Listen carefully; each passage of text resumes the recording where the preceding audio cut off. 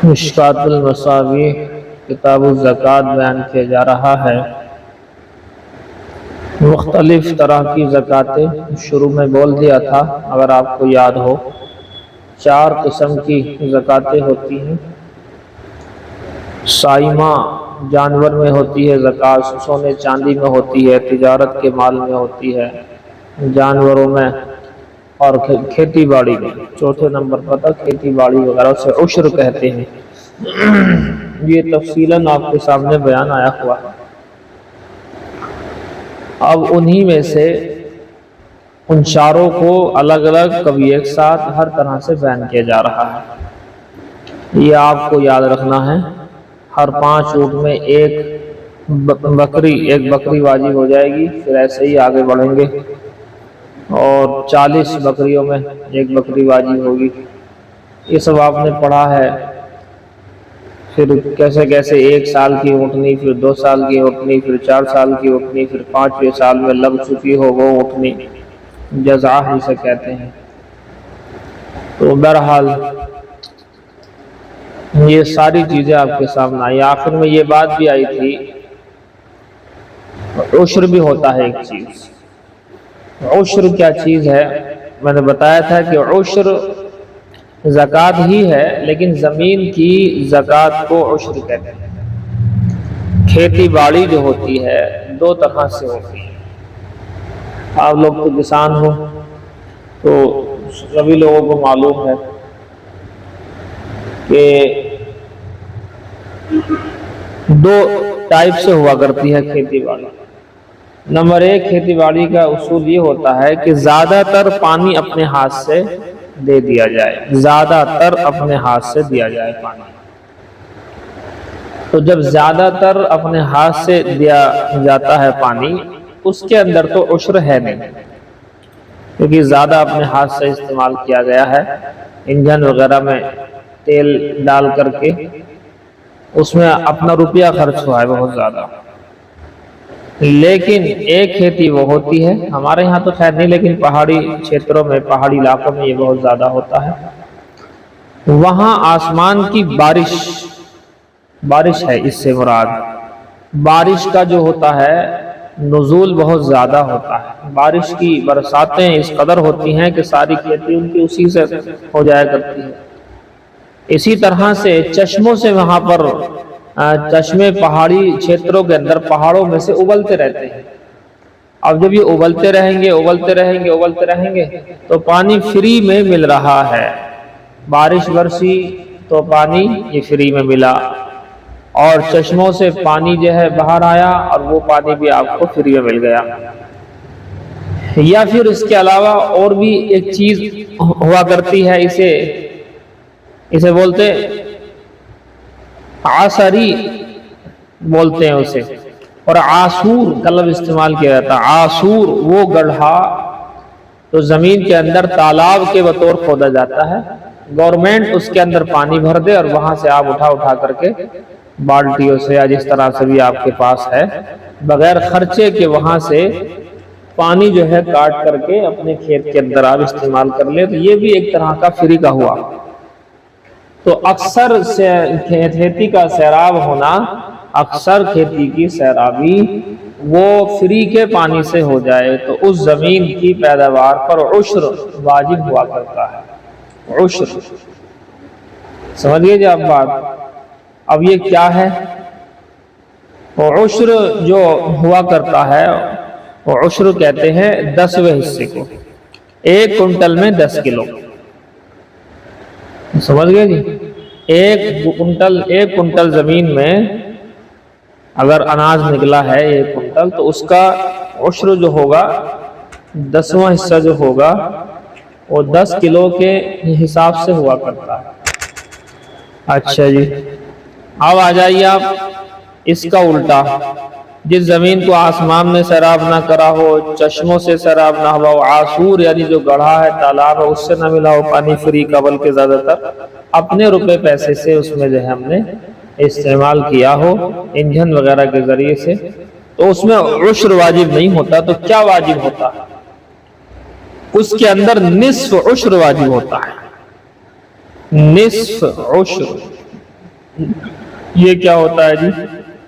آدھا عشر، یعنی اگر وہ 10 کلو تھا عشر تو اب 5 کلو، تو 1 کنٹل میں 5 کلو ہوگا واجب۔ 1 کنٹل اگر گیہوں ہے 1 کنٹل کے حساب سے 5 کلو جی یہ ہو جائے گا۔ دیکھیے اب، اور عموماً جو زکوٰۃ جو ہوا کرتی ہے وہ 100 روپے میں 2.5 روپے ہوتی ہے، یعنی 1 کنٹل میں اگر حساب لگاؤ گے وہ والا تو 2.5 کلو 2.5 روپے جبھی تو بنیں گے۔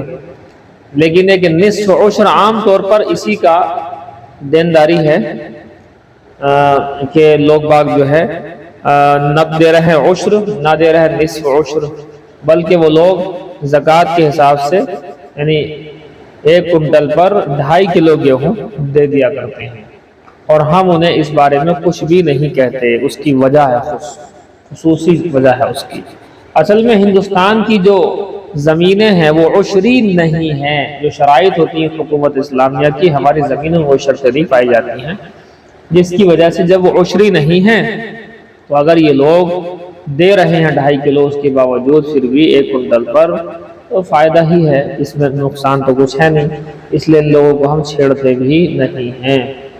یہ ہے، باقی اگر کوئی بات کو سمجھے اور 1 کنٹل پر 5 ہی کلو دے، ہمارے چھیتر میں جہاں بارشیں کم ہوتی ہیں اور زیادہ تر سیراب جو کیا جاتا ہے کھیت کو، اس کا ذریعہ اپنے روپے پیسے سے انجن وغیرہ سے ہے، تو وہاں پر 1 کنٹل میں 5 کلو، اور جن چھیتروں کے اندر بارشیں اور چشمے اور آسور اس طرح کی چیزیں بہت زیادہ ہیں تو کھیتی میں بڑی آسانی ہے ان کو، تو اس کے لیے 1 کنٹل پر 10 کلو یعنی فالتو دیں گے وہ لوگ۔ یہ ہے جی بات۔ دیکھیے عن عبد اللہ بن عمر عن النبی صلی اللہ علیہ وسلم قال،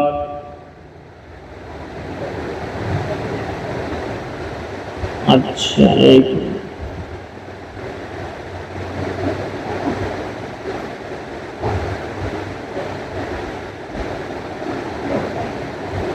ہاں جی آواز آ رہی ہے آپ لوگوں کو؟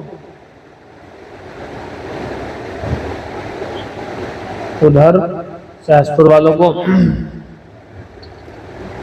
آ رہی ہے؟ ٹھیک۔ حضرت عبداللہ بن عمر رضی اللہ تعالی عنہ سے روایت ہے، وہ نبی کریم صلی اللہ علیہ وسلم سے روایت کرتے ہیں، قال، حضور صلی اللہ علیہ وسلم نے ارشاد فرمایا، فیما سقط السماء، اس کھیتی میں، فیما مائز موصولہ، اس کھیتی میں جو کہ جس کو سقط السماء آسمان سیراب کرے، آسمان سے مراد یہاں پر بارشیں ہیں، جس کو آسمان یعنی بارش سیراب کر دے، والعیون اور چشموں سے سیراب کیا جائے، فری کا معاملہ ہے، او کان عصرین، یا وہ عصری ہو یعنی وہاں پر تالاب سے اس کو خود بخود سیراب کیا جاتا ہو، تالاب وہاں یہاں اس کا ترجمہ یہ نہیں ہے، عصرین کا ترجمہ ہے سرسبز و شاداب، وہ زمینیں جو خود بخود ہو جائے گا، کوئی سسٹم اس طرح کا، جیسے کہ ہمارے ہاں یہ چیز ہو سکتی ہے، ویسے کھادر میں ہو سکتی ہے، گنگا جب چڑھتی رہتی ہے تو جو گنگا کا پانی خود بخود اس سے ساری کی ساری کھیتی ہو جایا کرتی ہے، اور زیادہ ہو جاتی ہے گنگا ہائی کوالٹی میں تو ساری کی ساری کھیتی کو خراب بھی کر دیتی ہے پھر، یا گنگا جس وقت ہلکی ہلکی آنا شروع ہو جاتی ہے یا ہلکی ہلکی جانا شروع ہو جاتی ہے اس وقت تو اس سے معاملہ ٹھیک ہو جاتا ہے، لیکن بہرحال جس وقت گنگا چڑھ جاتی ہے بہت زیادہ تو اس وقت تو کھیتیاں خراب ہو جاتی ہیں۔ اس زمین میں، اس کھیتی میں جس کو آسمان سیراب کرے اور چشمے سیراب کریں، یا وہ عصری ہو، اور عصری کا مطلب خود بخود جو وہاں پر سرسبز و شادابی آنی شروع ہو جاتی ہے، خود بخود کھیتیاں اگ جاتی ہیں، خود رو ہوتی ہیں بنا کسی بات کے، وما سقیا بالنوح، العشر، تو ایسی زمین کے اندر عشر ہے یعنی 1 کنٹل میں 10 کلو، وما سقیا بالنوح، اور جس کو سیراب کیا گیا ہو، سیراب کیا گیا ہو سینچنے سے، نوح یعنی سینچنے سے، اس کا مراد وہی ہے کہ بیلوں کے ذریعے سے، اونٹوں کے ذریعے سے یا کسی اور کے ذریعے سے، اس طریقے سے محنت سے، پیسوں سے اسے سیراب کیا ہو تو نصف العشری، اس کی پیداوار میں مثال کے طور پر 1 کنٹل گیہوں کے اندر 5 کلو ہے، نصف العشر اس 10ویں حصے کا بھی آدھا، اب 10واں تو ہو گیا 10 کلو، اس کا بھی آدھا 5 کلو۔ رواہ البخاری، امام بخاری نے اس روایت کو ذکر کیا ہے۔ وعن ابی ہریرہ رضی اللہ تعالی عنہ قال قال رسول اللہ صلی اللہ علیہ وسلم العجماء جرحها جبار۔ فرماتے ہیں حضرت ابو ہریرہ رضی اللہ تعالی عنہ کہ اللہ کے رسول صلی اللہ علیہ وسلم نے ارشاد فرمایا العجماء جرحها جبار۔ العجمہ کے معنی جانور کے ہیں، العجمہ وہ جانور جرحها جبار، اس نے کسی کو زخم دے دیا، جبار تو وہ معاف ہے، جانور کسی کو مار ڈالے یا زخم ڈالے تو وہ معاف ہے۔ والبئر جبار، اور کنواں کھدوانے میں کوئی مر جائے تو بھی معاف ہے، البئر کنواں معاف ہے، یعنی کنویں کی کھدائی میں کوئی مر جائے تو بھی وہ معاف ہے، اس کے اوپر نہ قصاص ہے کھدوانے والے کے اوپر اور نہ ہی اس کے اوپر دیت ہے سونٹ والی۔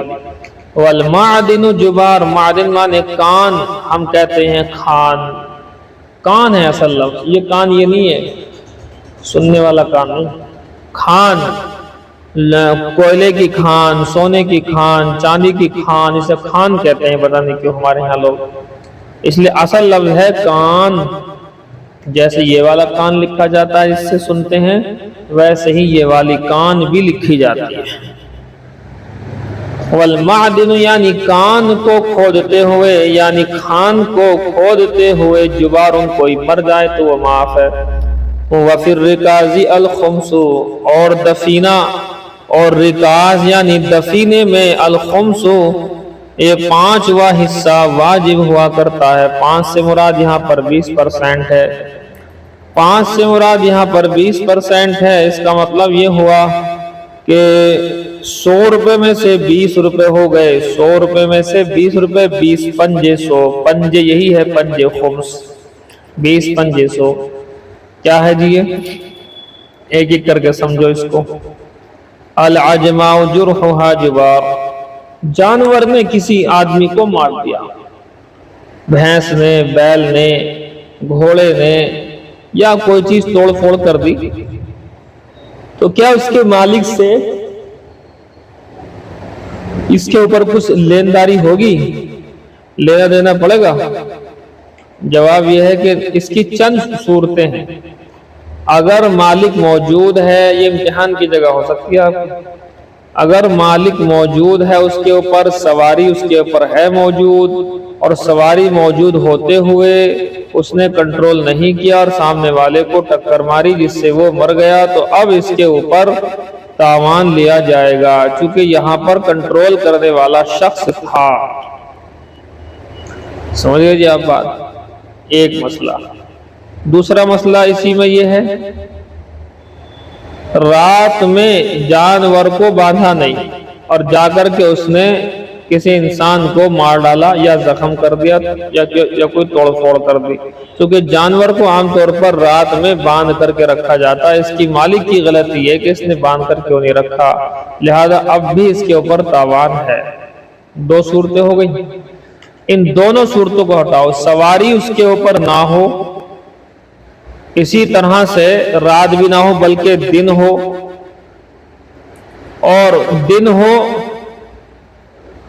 اور دن میں اگر جانور کے ساتھ کوئی نہیں تھا اور جانور چر رہا تھا جیسے کہ نارملی ہوتا ہی ہے، اور اس کے اندر وہ کسی کو مار ڈالے یا کوئی زخم کر دے تو وہ معاف ہے۔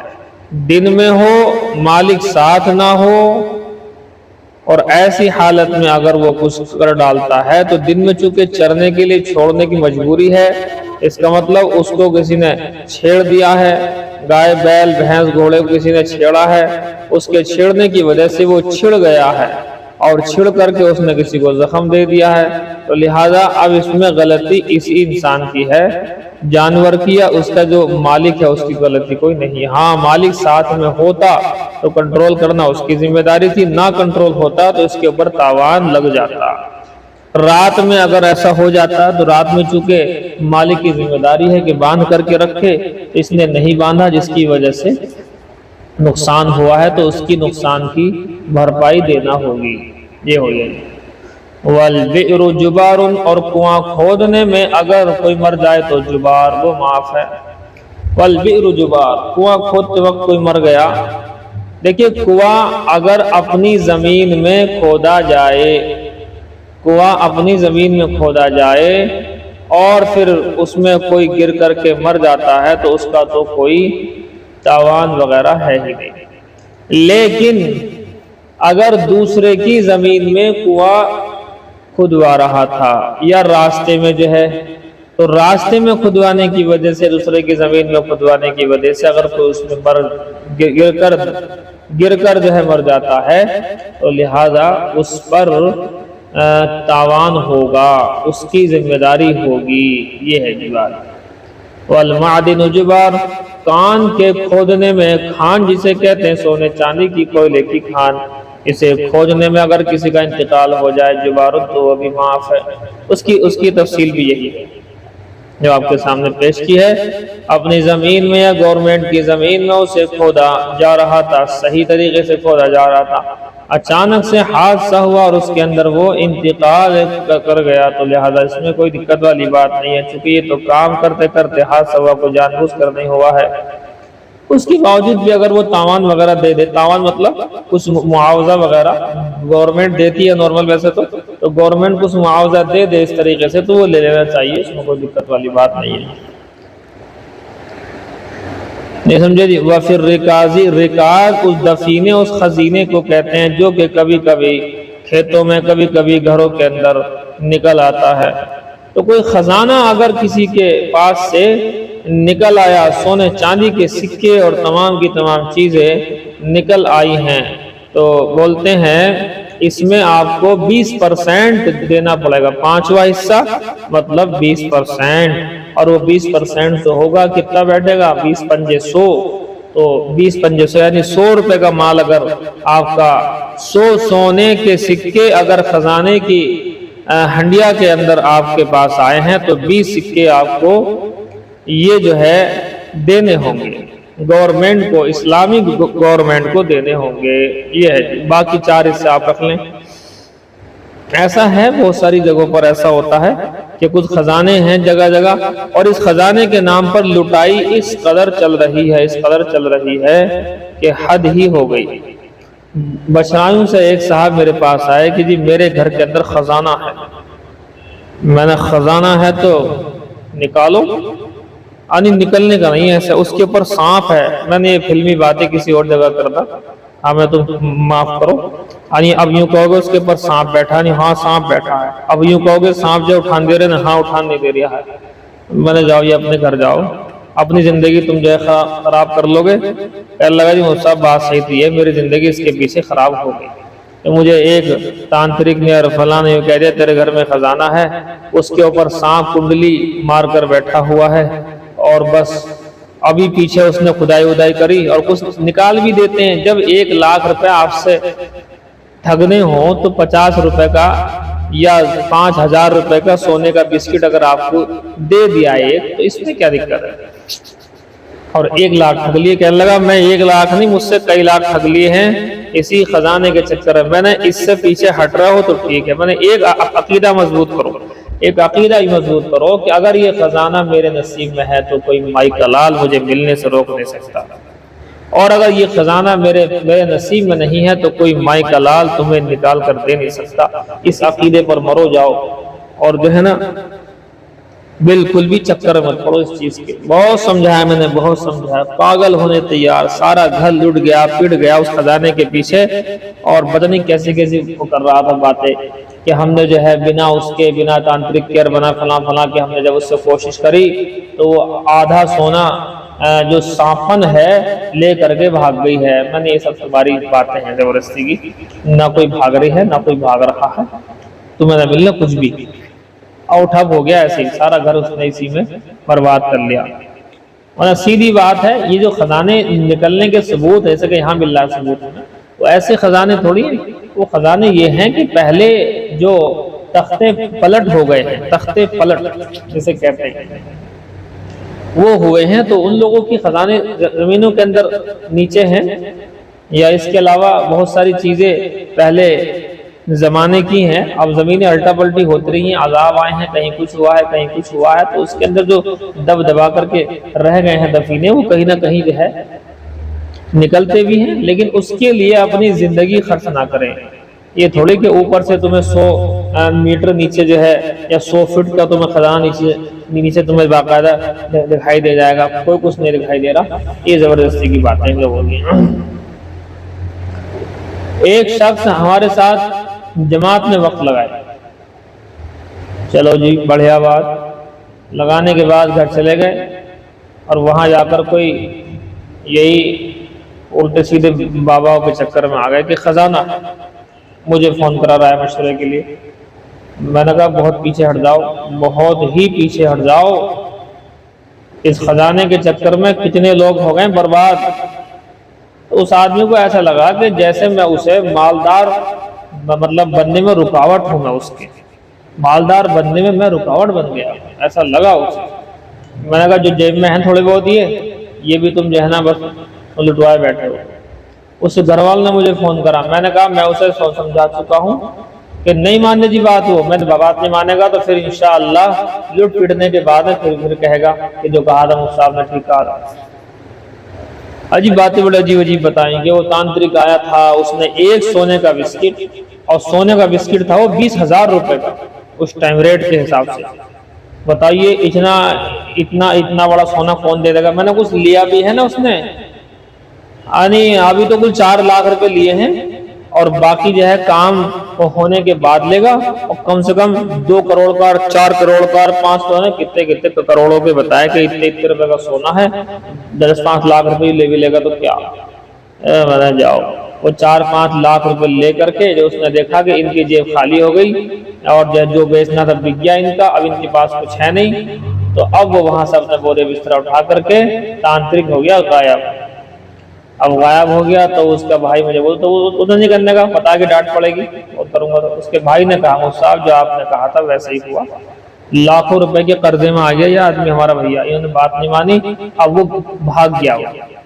وہ ایک سونے کا بسکٹ اس نے ایسے گھما پھرا کر کے انہیں دے دیا کہ دیکھو میں نے نیچے سے تمہیں نکال کر کے دیتا ہوں ایک سونے کا بسکٹ، تو سونے کا بسکٹ دے گیا تھا، اس پہ جو ہے ایمان لے آئے کہ صاحب سونے کا بسکٹ نکل آیا، دیکھو نکل آیا، 20,000 روپے کا ہم نے اسے بیچا ہے، اور بس اب تو وارے نیارے ہو جائیں گے صاحب، اب تو کوئی کام دھام کی ضرورت ہی نہ ہے، اب ساری دنیا ہمارے آگے جھکے گی، بس ہو گئے ٹھپ۔ تو اس لیے کبھی بھی کہیں سے کوئی خبر لگتی ہے کہ میرے گھر میں خزانہ ہے تو وہ یوں کہے گا فلاں نے بتایا مجھے، ارے اسے کیسے معلوم ہو گیا؟ یہ تو علم غیب تھوڑی رکھا کسی کو۔ وَفِي الرِّكَازِ الْخُمْسُ، اور رکاز یعنی دفینے کے اندر، خزینے کے اندر، الخمس 20% یعنی 5واں حصہ ہے۔ یہ روایت آپ کے اوپر آ ہی چکی ہے، ترجمہ دیکھ لو بس، اس روایت کا مضمون اوپر آ گیا، بڑی والی روایت ہے۔ الفصل الثانی عن علی، حضرت علی سے روایت ہے، قال قال رسول اللہ صلی اللہ علیہ وسلم، حضور صلی اللہ علیہ وسلم نے ارشاد فرمایا، قد عفوت عن الخیل والرقیق، میں نے معاف کر دی ہے زکوٰۃ کو گھوڑے سے اور غلام سے۔ اگر گھوڑا تجارت کا ہو تو اس میں ہے زکوٰۃ، اور غلام تجارت کا ہو تو ہے، ورنہ نہیں۔ فَهَاتُوا صَدَقَةِ الرِّقَّةِ، بس چاندی کی زکوٰۃ دے دو تم، من کل 40 درہما درہم، ہر 40 درہم کے حساب سے 1 درہم، وَلَيْسَ فِي 90، وہی 200 درہم میں کتنے بن جائیں گے؟ 5 بن جائیں گے، تو 200 درہم سے کم میں تو زکوٰۃ واجب ہوتی نہیں۔ اب 200 درہم میں ہر 40 کے حساب سے 1 درہم، تو 200 درہم میں 5 درہم ہو گئے، یہ بات اوپر آ گئی تھی۔ وَلَيْسَ فِي 90 و100، اور 190 کے اندر، 190 میں 190 درہم کے اندر شیئن کچھ بھی واجب نہیں ہے، یہ بات آپ کو بتا دی تھی۔ فَإِذَا بَلَغَتْ 200، پر 200 درہم جب ہو جائیں، فَفِيهَا 5 دراہم، تو 5 درہم ہو جائیں گے۔ رواہ الترمذی وابو داؤد فی روایت لابی داؤد عن الحارث الاعور عن علی، حضرت علی سے ایک روایت ہے، قال زہیر احسبه عن النبی صلی اللہ علیہ وسلم انہ قال، اور زہیر کہتے ہیں مجھے گمان یہ ہے کہ وہ حضور سے اس بات کو نقل کرتے ہیں کہ بے شک حضور نے ارشاد فرمایا ہاتو ربع العشر فی من کل 40، دو تم 40واں حصہ، 40واں حصہ ہر 40 درہم میں، درہمن وہ ایک درہم ہے۔ 40واں حصہ مطلب یہ کہ 40 روپے میں 1 روپیہ 200 درہم سے کم میں زکوٰۃ نہیں، 200 درہم کے اوپر 5 درہم ہو گئے، بات وہی ہے۔ وَلَيْسَ عَلَيْكُمْ شَيْءٌ، اور تمہارے اوپر کچھ بھی نہیں ہے، حَتَّى تَتِمَّ مِئَتَيْ دِرْہَمٍ، جب تک کہ 200 درہم مکمل نہ ہو جائے۔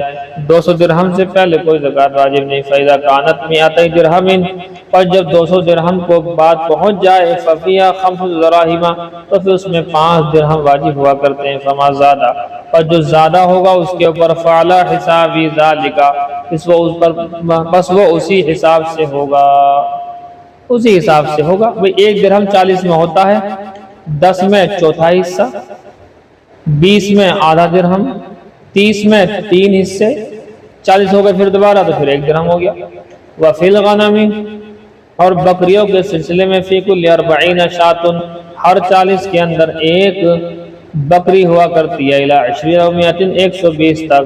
فَإِنْ زَادَتْ، بس اگر 120 سے زیادہ ہو جائے، واحدۃ، ایک زیادہ ہو جائے، تو فَشَاطَانِ، پس 2 بکریاں واجب ہو جائیں گی، الی 200، 200 تک۔ فَإِنْ زَادَتْ، بس اگر 200 سے بھی زیادہ ہو جائے، فَثَلَاثُ شِيَاهٍ، 3 بکریاں بنیں گی واجب والی، زکوٰۃ والی، الی 300، 300 تک چلے گی۔ فَإِذَا زَادَتْ، بس اگر زیادہ ہو جائے، علی 300، 300 کے پر، فَفِي كُلِّ 100 شاۃ، تو ہر 100 میں ایک بکری واجب ہوگی۔ فَإِن لَمْ تَكُنْ إِلَّا 39، پس اگر نہ ہو وہ مگر 39، پس اگر نہ ہو مگر 39، یعنی بکریاں 39 ہی ہوں، تو فَلَيْسَ عَلَيْكَ فِيهَا شَيْءٌ، تو تیرے اوپر کچھ بھی اس میں واجب نہیں ہوتا ہے۔ وَفِي الْبَقَرِ، اور گائے کے اندر فی کل 30، گائے بھینس دونوں کا اوپر، ہر 30 میں تبیعٌ، 1 سال کا گائے اور بیل ہے۔ وَفِي الْأَرْبَعِينَ، اور 40 کے اندر مُسِنَّةٌ، 2 سال کا گائے بیل ہے۔ وَلَيْسَ عَلَى الْعَوَامِلِ شَيْءٌ، اور کام کرنے والے جو گائے بیل ہوا کرتے ہیں، مزدوری والے جو ہوا کرتے ہیں، جوتنے کے لیے جو ہوا کرتے ہیں، کھیتی باڑی میں کام کرنے والے، عوامل کہتے ہیں کام کرنے والے جانور۔ وَلَيْسَ عَلَى الْعَوَامِلِ شَيْءٌ، تو اس کے اوپر کچھ بھی نہیں ہے۔ دیکھیں،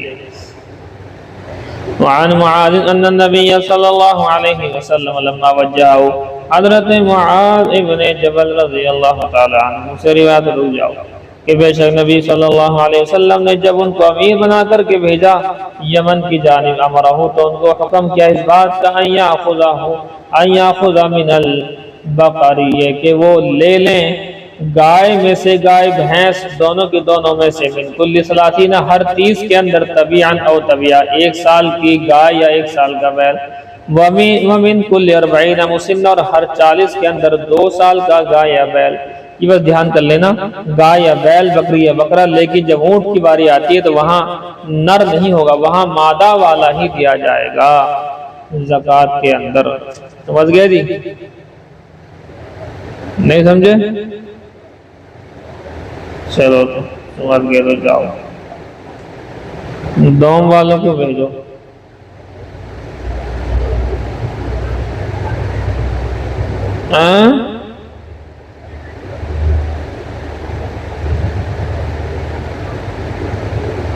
اور ہر 40 بھینس اور ہر 40 گائے کے اندر مسنہ، 2 سال کی گائے بیل، 2 سال کا ہونا چاہیے وہ، طبیعہ 1 سال کا گائے بیل،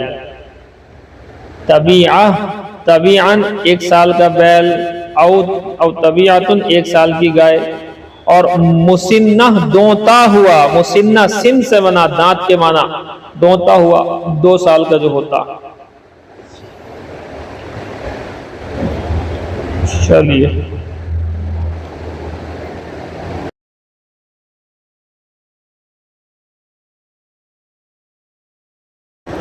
ابو داؤد شریف کتاب الادب، باب فی الرفق، یہ باب ہے نرمی کے بیان میں۔ نرمی انسان کا اپنے قول و کردار اور ہر معاملے میں آسان پہلو اختیار کرنے کو نرمی کہا جاتا ہے، اور شدت اور تلخی کا بالمقابل ہوتا ہے۔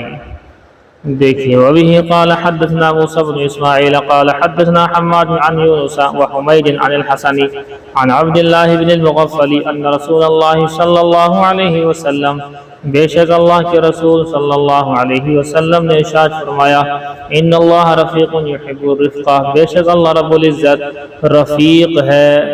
رفیق کا مطلب ہے نرمی کرنے والا، یحب الرفق، اور نرمی کو ہی وہ پسند رکھتا ہے۔ وَيُعْطِي عَلَيْهِ، اس نرمی پر دے دیتا ہے، ما ایسا اجر، لا يُعْطِي عَلَى الْعُنْفِ، جو کہ نہیں دیتا ہے، عنف مانے خفگی پر اجر، خفگی اور نرمی، کسی انسان سے منہ چڑا کر بات کرنے کو عنف بولتے ہیں، لہذا منہ چڑا کر بات کرنے کو، خفا ہو کر بات کرنے پر جو اجر نہیں ملتا، تو اللہ تعالیٰ کسی انسان کو نرمی کرنے پر وہ اجر و ثواب دے دیتا ہے۔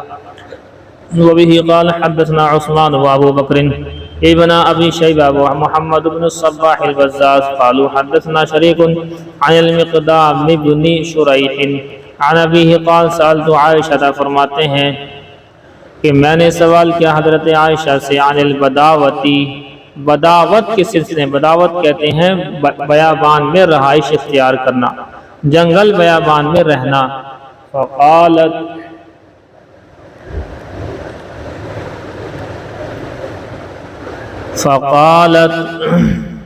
فاما عائشہ نے یوں فرمایا، کان رسول اللہ صلی اللہ علیہ وسلم یبدو الى هذه الطلاع، کہ آپ صلی اللہ علیہ وسلم کے سامنے آیا بیابان کا علاقہ، وَإِنَّهُ أَرَادَ الْبَدَاوَةَ مَرَّةً، تو آپ صلی اللہ علیہ وسلم نے ایک مرتبہ بیابان، جنگل بیابان میں رہائش اختیار کرنے کا ارادہ کیا، فَأَرْسَلَ إِلَيَّ نَاقَةً مُحَرَّمَةً مِنْ إِبِلِ الصَّدَقَةِ، پس بھیجا میری جانب ایک اونٹنی کو، وہ اونٹنی اس طریقے تھی، محرمتن تھی، محرمتن کہتے ہیں جس پر کبھی سواری نہ کی گئی ہو، نئی نئی سواری کرنے کے لائق ہوئی ہو، یعنی اس طرح کی اونٹنی مجھے سواری کے لیے بھیجی جس پر پہلی بار میں ہی سوار ہوں گی، من ابل صدقات، زکوٰۃ کے صدقوں میں، زکوٰۃ کے اونٹوں میں سے۔ فقال علی، اور مجھ سے کہا، یا عائشہ، اے عائشہ، ارفقی فإن الرفق لم يكن في شيء قط الا زانه، کہ تو نرمی سے کام لے، اس لیے کہ نرمی ایک ایسی چیز ہے کہ جس میں بھی ہوتی ہے اس کو زینت بخش دیتی ہے۔ ولا نزع من شيء قط، اور جب بھی کسی چیز سے نرمی کو نکال لیا جائے، الا شانہ، تو وہ اسے عیب دار کر دیتی ہے۔ قال ابن الصباح فی حدیثہ، ابن صباح نے اپنی حدیث میں محرمتن کا ترجمہ کیا، محرمتن یعنی لم ترکب، یعنی وہ سواری جس پر کبھی سوار نہ ہوا گیا ہو۔ وبه قال حدثنا ابو بکر بن ابی شیبہ قال حدثنا ابو معاویہ ووکیع عن الاعمش عن تمیم بن سلمہ عن عبد الرحمن بن ہلال عن جریر قال قال رسول اللہ صلی اللہ علیہ وسلم، حضور صلی اللہ علیہ وسلم نے ارشاد فرمایا، من یحرم الرفق یحرم الخیر کلہ، کہ جو شخص رفق یعنی نرمی سے محروم کیا گیا تو وہ ساری کی ساری خیر سے محروم کر دیا گیا۔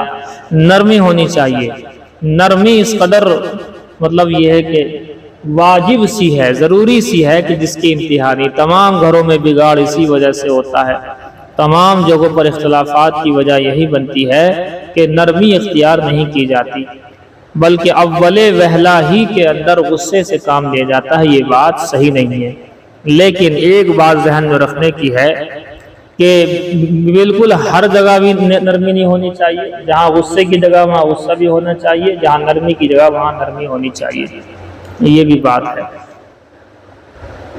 دیکھیے وبه قال حدثنا الحسن بن محمد بن الصباح قال حدثنا عفان قال حدثنا عبد الواحد قال حدثنا سليمان الأعمش عن مالك بن الحارث قال الأعمش وقد سمعتهم يذكرون عن مصعب بن سعد عن أبيه قال الأعمش، امام اعمش نے کہا ولا اعلمہ الا عن النبی صلی اللہ علیہ وسلم، اور راوی یوں کہتے ہیں کہ مجھے ایسا لگتا ہے کہ انہوں نے حضور صلی اللہ علیہ وسلم کی بات کو نقل کیا ہے۔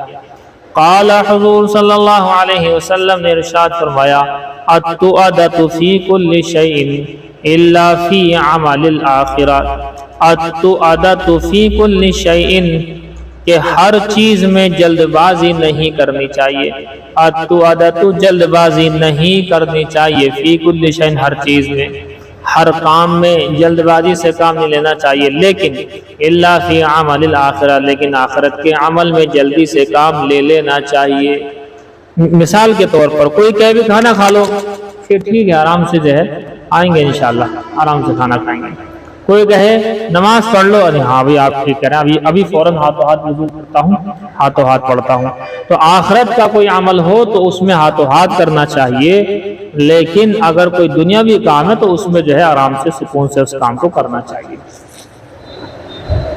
جیسے کہ مثال کے طور پر پڑھنے کے لیے کہا جائے کہ بھی پڑھنے جاؤ تو فوراً ایک دم ریڈی ہو کر کے پڑھنے پہنچنا چاہیے، اور اگر کہیں آس پڑوس میں دعوت وغیرہ ہے اگر والے کہیں تو کہو کہ ہاں ٹھیک ہے ذرا میں آرام سے ریڈی ہو جاتے ہیں، ٹھیک ہے انشاءاللہ جائیں گے، یعنی کوئی جلد بازی کی ضرورت نہیں ہے۔ اب اس کا الٹا ہے، نماز پڑھنے کے لیے کہتے ہیں تو اس میں دیر لگتی ہے، ادھر ادھر کے بہانے ہوتے ہیں، اور اگر شادی بیاہ میں جانے کا ہوتا سب سے پہلے ریڈی ہو کر کے ریڈی ہو جاتے ہیں۔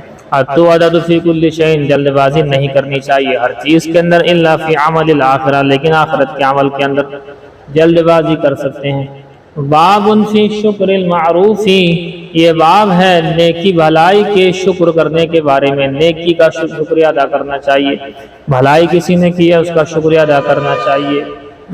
دیکھیے وبه قال حدثنا مسلم بن ابراہیم قال حدثنا ربيع بن مسلم عن محمد بن زیاد عن ابی ہریرہ عن النبی صلی اللہ علیہ وسلم قال، حضرت ابو ہریرہ سے روایت ہے حضور صلی اللہ علیہ وسلم نے ارشاد فرمایا لا یشکر اللہ من لا یشکر الناس، شکر ادا نہیں کرتا اللہ کا وہ شخص جو لوگوں کا شکریہ ادا نہیں کرتا۔ کوئی انسان نے کسی کو کچھ دیا تو اس کا شکریہ ادا کیا تو اللہ کا بھی شکریہ ادا کرے گا، لیکن جو بندوں کا شکریہ ادا نہیں کرتا وہ اللہ کا شکریہ ادا بھی نہیں کرتا۔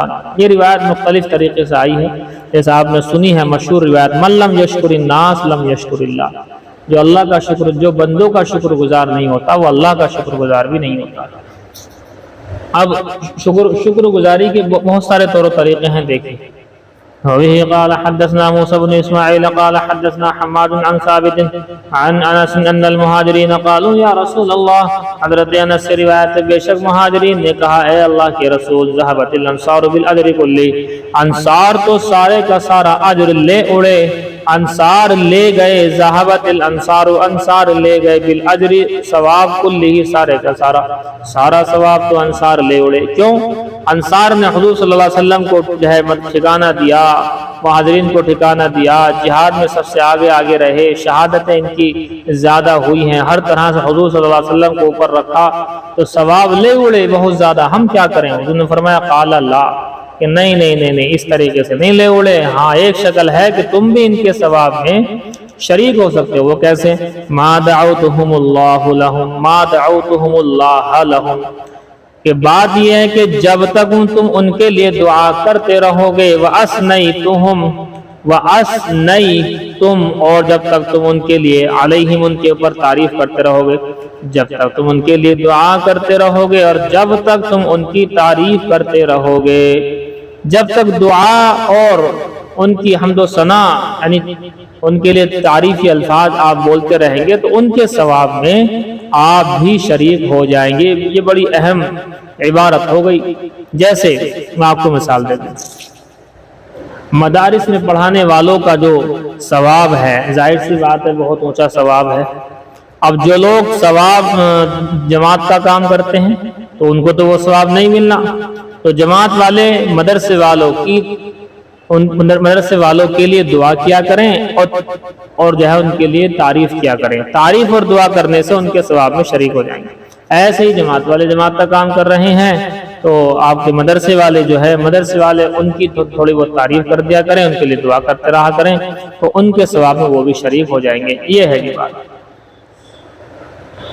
وبه قال حدثنا مسدد قال حدثنا بشر قال حدثني عمارة بن غزية قال حدثني رجل من قومي عن جابر بن عبد الله قال حضرت جابر بن عبد الله سے روایت فرماتے ہیں قال رسول اللہ صلی اللہ علیہ وسلم، حضور صلی اللہ علیہ وسلم نے ارشاد فرمایا من عطی عطا، جس کو کوئی چیز عطا کی جائے، کچھ ہدیہ وغیرہ دے دیا جائے، فوجدہ اور وہ اسے پالے، فلیجز بہ تو چاہیے کہ وہ اس کا بدلہ دے دیا کرے، وہ بھی کوئی ہدیہ وغیرہ یہاں سے بھیج دے، فَإِن لَمْ يَجِدْ پس اگر وہ نہ پائے، فَلْيُثْنِ بِهِ تو اس کی تعریف ہی کر دیا کرے، جزاک اللہ وغیرہ کیا الفاظ اس طرح کے بول دے اور کہہ دے کہ ماشاءاللہ کھانا بڑا اچھا تھا، بڑا اچھا کیا آپ نے بھیجا۔ فَمَنْ أَثْنَى بِهِ اور جس شخص نے تعریف کی اس کی، فقد شکرہ تو اس نے شکر ادا کر دیا، وَمَنْ كَتَمَهُ جس نے تعریف نہیں کی، فقد کفرہ تو اس نے ناشکری کی۔ یہاں کفر کرنے سے مراد کافر ہونا نہیں ہے، کفر یکفر کفران اس کا مصدر ہے، اس کے معنی آتے ناشکری کرنا۔ اگر ہوتا کفر یکفر کفرن تو اس کے معنی ہوتے انکار کرنا اور کافر ہو جانا، وہ معنی یہاں پر ہے نہیں۔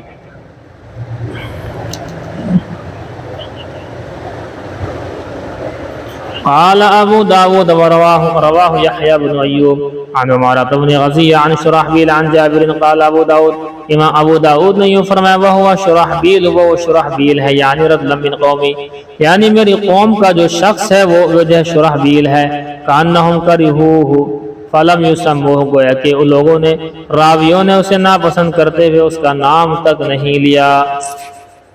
ایک راوی ہیں شرحبیل، ان کا نام لینا پسند نہیں کیا ہے راویوں نے، اور ہوتا ہے یہ ان کی قوم سے مراد جو ہے یہاں پر شرحبیل ہے، اوپر جو روایت میں آیا ہے۔ وبه قال حدثنا عبد الله بن الجراح قال حدثنا جرير عن الأعمش عن أبي سفيان عن جابر عن النبي صلی اللہ علیہ وسلم قال، فرماتے ہیں اللہ کے نبی صلی اللہ علیہ وسلم سے روایت ہے من ابلیا بلان جس کو کوئی بلا یعنی عطا نعمت دے دی گئی ہو، جس کو کوئی ہدیہ دے دیا گیا ہو، فذکرہ اور اس کا ذکر کرے خیر کے ساتھ، فقد شکرہ تو اس خیر کے ساتھ ذکر کرنے کی وجہ سے اس نے اس کا شکریہ ادا کر دیا، وَإِن كَتَمَهُ اور اگر اس نے چھپایا یعنی شکر ادا نہیں کیا، فقد کفرہ تو اس نے کفران نعمت کیا یعنی نعمت کی ناشکری کی۔ بس جی دیکھیے ہدایہ کتاب الحج مسائل بیان کی جا رہے ہیں۔ 8 ذی الحجہ سے احرام بندھا ہے، اس کے بعد منا گئے ہیں، 5 نمازیں پڑھی ہیں، 9 ذی الحجہ ہو گیا ہے، صبح سے ہم چلے ہیں اور میدان عرفات میں دوپہر سے پہلے وہاں پر پہنچ گئے ہیں۔ میدان عرفات میں پہنچنے کے بعد میں اب میدان عرفات میں ٹھہرنا وغیرہ ہو گیا ہے۔ بطن عرنہ کے نام سے جو وادی ہے، بطن عرنہ جگہ، وہاں ٹھہرنا زیادہ اچھا ہے، اور جو ہے نہیں الٹا ہو گیا، بطن عرنہ میدان عرفات میں وہ جگہ ہے جہاں پر نہیں ٹھہرنا، اور جبل رحمت کے قریب ٹھہرنا زیادہ اچھا ہے۔ آپ جب مزدلفہ پہنچیں گے تو وہاں پر وادی محصر آئے گی، وہاں پر نہیں ٹھہرنا چاہیے۔ تو عرفات میں بطن عرنہ اور مزدلفہ میں وادی محصر، ان میں نہیں ٹھہرنا ہے۔ اب یہ آپ کی دیکھیں جی مزدلفہ کے اندر پہنچیں گے اور وہاں کا جو ہے ابھی میدان عرفات میں ہے، یہاں ظہر اثر پڑھنی ہے، دعائیں مانگنی ہیں، بہت ساری، بہت قبول ہوتی ہیں دعائیں۔ دیکھیے عبارت ہوئی تھی قال صاحب قدوری نے فرمایا تھا وعرفات کلھا موقف، سارے کا سارا میدان عرفات یہ موقف ہے، ٹھہرنے کی جگہ ہے، کہیں بھی ٹھہر جاؤ، آپ کا وقوف عرفہ کا بڑا فرض ادا ہو جائے گا۔ لیکن الا بطن عرنہ، لیکن بطن عرنہ جو ہے یہاں نہیں ٹھہرنا۔ اب تو ویسے بھی نہیں ہونے کا ٹھہرنا یہاں، کیونکہ اس کو باؤنڈری اس طریقے سے کی گئی ہے کہ اس میں آٹومیٹک یہ آدمی پہنچ نہیں سکتا۔ وقال صاحب قدوری فرماتے ہیں ینبغی مناسب ہے للامام، امام کے لیے، امام سے مراد امیر المؤمنین جو ہے اس وقت وہاں جو حج کے امام ہوتے ہیں، ایک ہی ہوتا ہے سب سے بڑا، باقی جو اپنے یہاں سے جاتے ہیں ان کے ساتھ کوئی عالم ہوں گے، وہ الگ الگ ہیں، سب کے ساتھ علماء ہوتے ہیں، لیکن ایک بڑا امام ہوتا ہے پورے حج کا۔ وینبغی للامام اور مناسب ہے امام کے لیے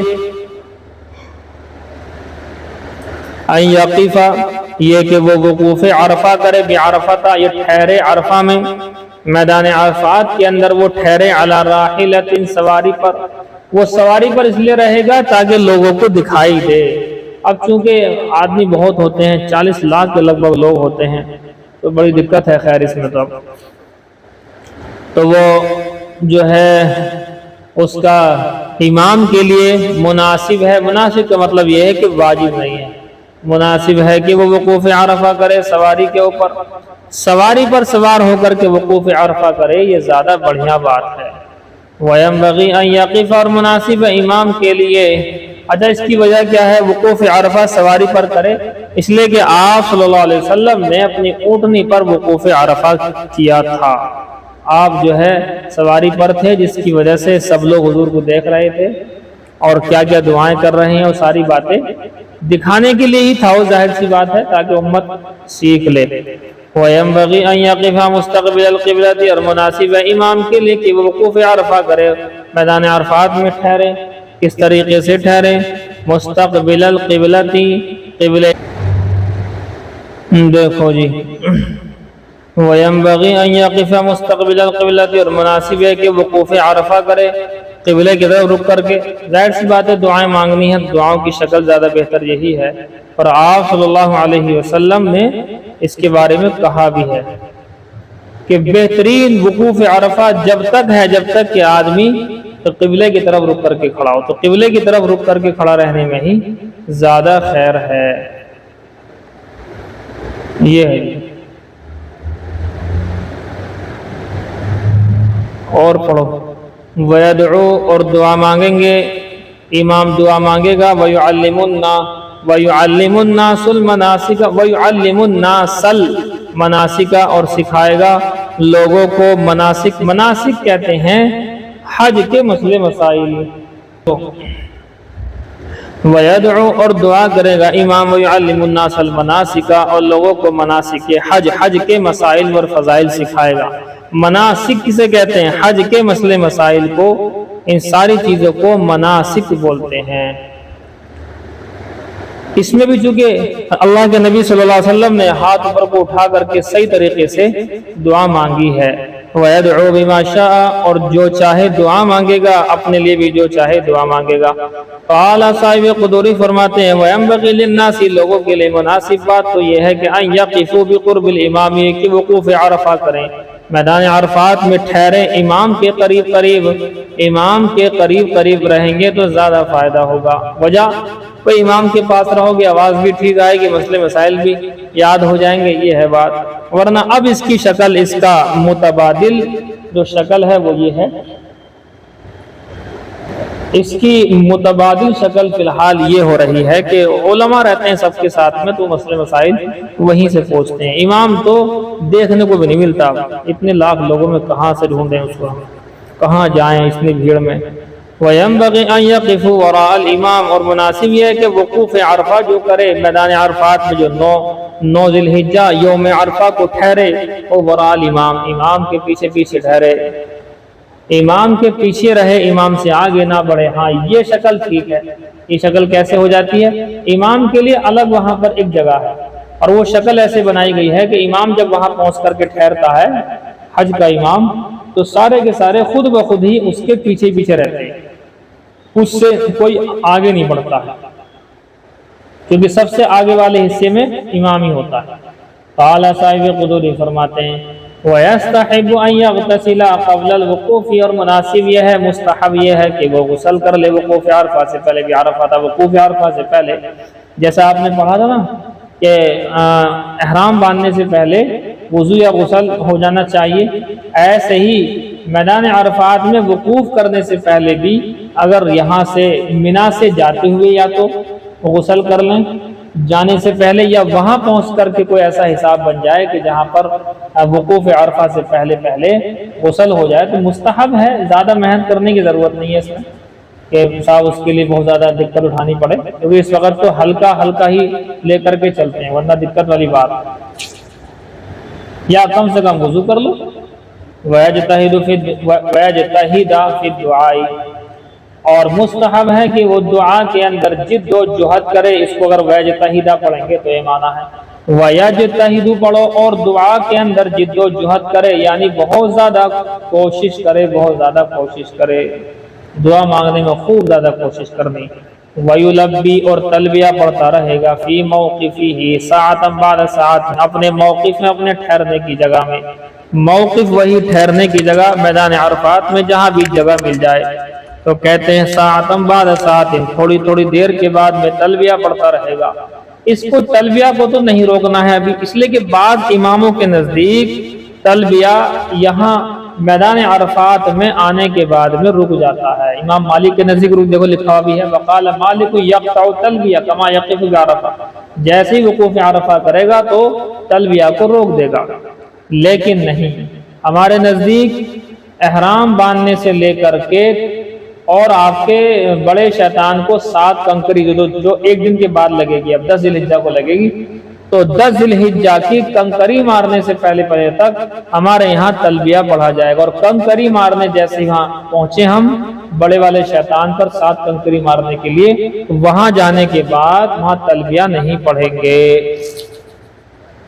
وَيُلَبِّي فِي قَوْمِهِ اور تلبیہ پڑھے گا فی موقفہ، اپنے موقف کے اندر، ٹھہرنے کی جگہ میں، میدان عرفات کے اندر، ساعۃ بعد ساعۃ، تھوڑی تھوڑی دیر کے بعد، بار بار تھوڑی تھوڑی دیر کے بعد، لبیک اللہم لبیک لبیک لا شریک لک لبیک ان الحمد والنعمت لک والملک لا شریک لک، اس کو جو ہے بار بار پڑھتا رہے گا۔ چلیے جی، اب یہ ہو گیا میدان عرفات کا پورا۔ اب میدان عرفات ٹائم ہو گیا جی؟ نہیں، ٹائم تو ابھی کہاں ہوا، 9:20 پہ تو ہوگا۔ ہاں چلیے، ابھی تو ٹائم ہے۔ قال صاحب قدوری فرماتے ہیں وَإِذَا غَرُبَتِ الشَّمْسُ، اور جب سورج غروب ہو جائے، کیا مطلب 9 ذی الحجہ ہے، یوم عرفہ ہے۔ آج اب ظہر اثر ہم نے پڑھ لی ہے، دعائیں مانگ لی ہیں، سب کچھ ہو گیا یہاں، اب مغرب ہو گئی، تو مغرب میں جب سورج غروب ہو جائے تو مغرب کا وقت شروع ہو جائے، تو کہتے ہیں افاض الامام والناس معه علی ہیئتہم، کہ امام چل پڑے گا، والناس معه، لوگ بھی اس کے ساتھ چل پڑیں گے، علی ہیئتہم، اپنی اسی حیت کے اوپر۔ امام اور لوگ اس کے ساتھ میں چل پڑیں گے، کہاں پہنچیں گے؟ حتی یات المزدلفہ، یہاں تک کہ مزدلفہ پہنچ جائیں۔ قال صاحب قدوری فرماتے ہیں وَإِذَا غَرُبَتِ الشَّمْسُ، جب سورج غروب ہو جائے، افاض الامام، تو امام چل پڑے گا، وَالنَّاسُ مَعَهُ عَلَى هَيَئَتِهِمْ، اور لوگ بھی اس کے ساتھ ساتھ چل پڑیں گے۔ یعنی اصول یہ ہے کہ پہلے میدان عرفات سے امام روانہ ہوگا مغرب کا وقت ہوتے ہی، اور ہوتا بھی یہی ہے۔ اس کے بعد آپ لوگ جتنے بھی لوگ وہاں حاجی ہوں گے، وہ سارے کے سارے بھی مزدلفہ کی جانب رواں دواں ہو جائیں گے۔ اعلیٰ حیاتہم، اپنی حیات پر، بس ایسے ہی اٹھ کر کے یہاں سے چل پڑیں گے، نماز نہیں پڑھیں گے مغرب کی۔ مغرب کی نماز وہاں پہنچنے کے بعد پڑھی جائے گی مزدلفہ، حتی یات المزدلفہ، یہاں تک کہ مزدلفہ پہنچ جائیں، پہنچ گئے مزدلفہ۔ اب یہاں کچھ کام ہیں، ایک تو یہاں پر رات گزارنی، ٹھیک، دوسری بات یہاں پر 70 کنکری کم سے کم لینی ہے، باقی آپ 75 لیں زیادہ اچھا ہے، یہی مزدلفہ سے ہی لینی ہوتی ہیں وہ جی۔ اور وہاں پہنچنے کے بعد سب سے پہلا کام تو وہاں پہنچنے کے بعد مغرب کی نماز، اور پھر اس کی سنتیں، اور پھر عشاء کی نماز، اس کی سنتیں، اور فطر وغیرہ، نفل وغیرہ، یہ شکل ہے۔ اس کے بعد آپ رات رکو آرام سے، اور کسی ٹائم موقع لگتے ہی وہاں سے آپ کنکریاں اٹھا لو۔ 70 کنکری تو کم سے کم لی جائیں گی، اور باقی آپ کی 75 کنکری ہو جائیں تو ٹھیک۔ فَإِنْ خَافَ، اب دیکھو امام چلے گا پہلے میدان عرفات سے مزدلفہ کی جانب، اور لوگ اس کے پیچھے پیچھے، لیکن کبھی کبھی ایسا ہوتا ہے کہ بھیڑ بہت ہوتی ہے، تو کبھی اس کا الٹا بھی ہو جاتا ہے، تو کوئی دقت والی بات نہیں۔ فَإِنْ خَافَ الزِّحَامَ، بس اگر خوف ہو بھیڑ کا، فَدَفَعَ، بس وہ چل پڑے، قبل الامام، امام سے پہلے ہی چل پڑے، بھیڑ اتنی تھی، اور اب یہی ہوتا ہے۔ وَلَمْ يُجَاوِزْ حُدُودَ عَرَفَةَ، اور نہیں تجاوز کیا عرفے کی حدود سے، یعنی چل تو پڑا لیکن وہ حدود عرفہ کے اندر ہی ہے۔ اب جب امام کا پیر حدود عرفہ سے باہر نکلا تو اس کا بھی پیر باہر نکلا، اجزاہ، تو یہ کافی ہو جائے گا، یہ ہے جی بات۔ اور دیکھیں اور اگر امام صاحب چل ہی نہ رہے میدان عرفات سے کیا مزدلفہ کے لیے جا ہی نہ رہے، وہ وہیں پڑھیں، اب کیا کرو گے؟ فَلَوْ مَكَثَ قَلِيلًا بَعْدَ غُرُوبِ الشَّمْسِ وَإِفَاضَةِ الْإِمَامِ لِخَوْفِ الزِّحَامِ فَلَا بَأْسَ، پس اگر ٹھہرا رہے تو بھی چلا جائے گا، وہ مسئلہ الگ ہے، یہ الگ ہے۔ پس اگر ٹھہرا رہا تھوڑی دیر غروب شمس کے بعد، وَإِفَاضَةِ الْإِمَامِ اور امام کے جانے کے بعد، لِخَوْفِ الزِّحَامِ بھیڑ کے خوف کی وجہ سے، بھیڑ اتنی تھی کہ ہم تو وہیں ٹھہرے رہے، اب وہاں سے کیسے چلیں اتنی بھیڑ کے اندر؟ تو کہتے ہیں فلا بأس بہ، کوئی حرج نہیں ہے، آپ امام سے پہلے باہر نہ نکلیں، بس اتنی سی بات ہے، لیکن امام کے بعد یا امام کے جانے کے بعد نکل لو تو کوئی دقت والی بات نہیں۔ یہ ہے جی، یہ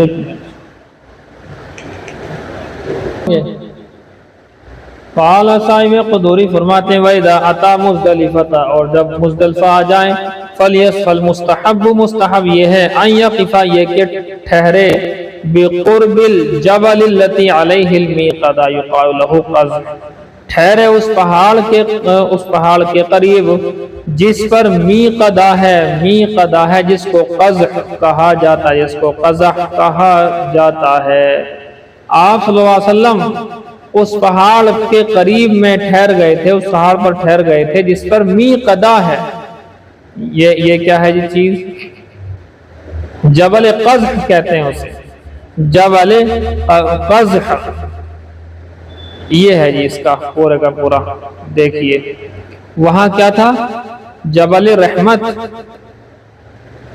میدان عرفات کے اندر جبل رحمت کے قریب ٹھہرنا تھا، یہاں جبل قزح کے قریب ٹھہرنا ہے۔ والمستحب، اور مستحب یہ ہے کہ ان یقف، یہ کہ ٹھہرے، بقرب الجبل الذی، اس پہاڑ کے قریب ٹھہرے، جبل الذی علیہ المیقدہ، جس کے اوپر میقدہ ہے، یقال لہ قزح، جس کو کہا جاتا ہے قزح، جبل قزح، کیوں؟ لأن النبی صلی اللہ علیہ وسلم وقف عند هذا الجبل، اس پہاڑ کے پاس ہی آپ صلی اللہ علیہ وسلم چونکہ ٹھہرے تھے، تو لہذا اس وجہ سے وہاں پر ٹھہرنا زیادہ اچھا ہے۔ جبل قزح یاد رکھو، بس یہ ہے اصل چیز ہماری۔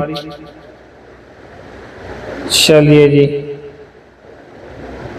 زیادہ اچھی بات ہے، تو کہیں بھی ٹھہر جاؤ، اس میں کیا دقت ہے؟ چاہے جہاں ٹھہر جاؤ، اس میں کوئی دقت والی بات نہیں ہے۔ بس کریں جی اور پڑھیں۔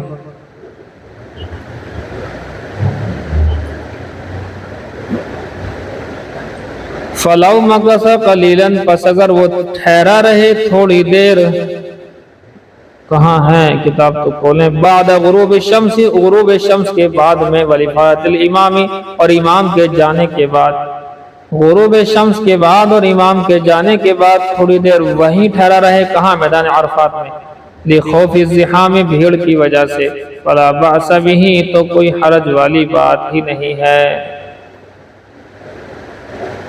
یہ ہے جی، کوئی بڑی بات نہیں ہے، بس کریں اور ابھی وہ ذرا سا اور پڑھ لو چلو۔ قال صاحب قدوری فرماتے ہیں وَيُصَلِّ الْإِمَامُ بِالنَّاسِ الْمَغْرِبَ وَالْعِشَاءَ بِأَذَانٍ وَإِقَامَةٍ وَاحِدَةٍ، اور صاحب قدوری فرماتے ہیں امام صاحب نماز پڑھائیں گے لوگوں کو مغرب عشاء کی ایک ساتھ، ایک ہی اذان اور ایک ہی اقامت سے، ایک اذان ہوگی اور ایک ہی مرتبہ تکبیر کہی جائے گی، اس کے بعد مغرب کے بعد سنتوں کے بعد عشاء اور عشاء کے بعد پھر وہی۔ یہ ہے جی، میقدہ کا لفظ تھا اوپر، میقدہ اصل میں بات یہ تھی، زمانہ جاہلیت کے اندر اس پہاڑ کے پاس میں جو ہے آگ جلانے کا جگہ تھی ایک، اس کو میقدہ کہا جاتا ہے، اسے آپ تندور بھی کہہ سکتے ہیں اور اسے آپ چولہا بھی کہہ سکتے ہیں، میقدہ جس میں آگ کو جلایا جائے، تو وہاں تھا اس وقت میں، اب تو کچھ ہے ہی نہیں ایسا، زمانہ جاہلیت میں ایسا ہوا کرتا تھا، اس پہاڑ کے قریب آگ جلانے کی ایک جگہ موجود تھی، تو جس پہاڑ پر میقدہ ہے اس کو جبل قزح کہتے ہیں، تو اس کے قریب ٹھہرنا زیادہ اچھا ہے، زیادہ افضل ہے، بہتر ہے۔ یہ ہے جی بات، بس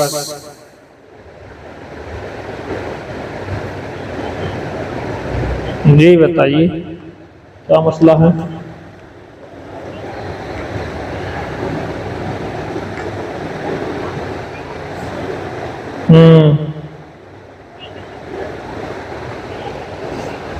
یہ غلط بات ہے، ایک دم غلط ہے، ایک دم غلط ہے۔ کچھ نشانی لگائی جا سکتی ہے جس سے یہ پہچان ہو کہ یہ قربانی کا ہے، لیکن اللہ کا نام لکھنا اور اللہ کے نبی کا نام لکھنا، یہ تو اللہ رب العزت کے نام کی بے حرمتی ہے، کیونکہ وہ تو کہیں بھی لیٹ سکتا ہے، کہیں بھی بیٹھ سکتا ہے، گندگی لگ جائے گی۔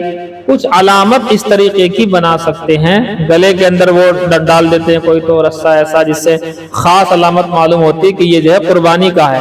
تو پہچان کے لیے کوئی خاص علامت ڈالنا چاہیں تو گنجائش ہے، لیکن اللہ لکھنے کی، رسول اللہ کا نام لکھنے کی، دینی کوئی ایسی چیز لکھنے کی جس سے کہ اس لفظ کی توہین ہو، وہ صحیح نہیں ہے۔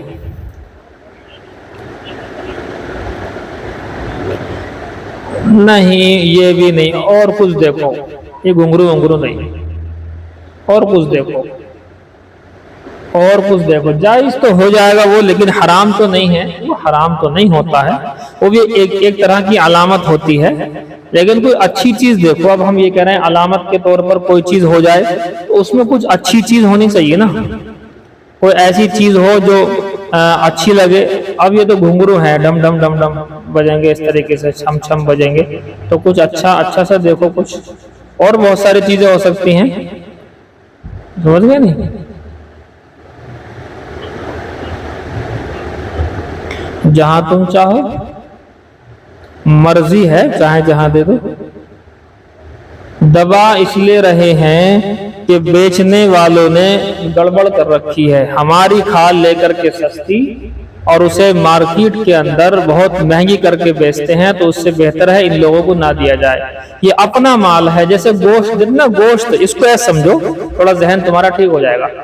گوشت سمجھتے ہو؟ گوشت جس کو دے سکتے ہو، جہاں دے سکتے ہو، ویسے ہی گوشت بھی، کیا نام، کھال بھی گوشت ہی کا حصہ ہے۔ اب بتاؤ، کھال بھی گوشت ہی کا حصہ ہے، اگر گوشت کو تم نے بیچ دیا تو بیچ کر کے اس کے پیسے کسی غریب محتاج کو دینے ہوں گے، خود استعمال نہیں کر سکتے۔ ایسے ہی کھال استعمال کر سکتے ہو، اس کا بچھونا بن سکتا ہے، اس کا مصلی بن سکتا ہے، اس کا مشکیزہ بن سکتا ہے، آپ استعمال کر لو، چاہے جس کو دے دو، جیسے گوشت دیا تھا استعمال کرنے کے لیے، ایسے ہی دے دو کسی کو، لیکن اگر وہ بیچے گا اس کو تو بیچ کر کے استعمال نہیں کر سکتا، بیچ کر اس کے پیسے غریبوں کو ہی دیے جائیں گے۔ سمجھے جی؟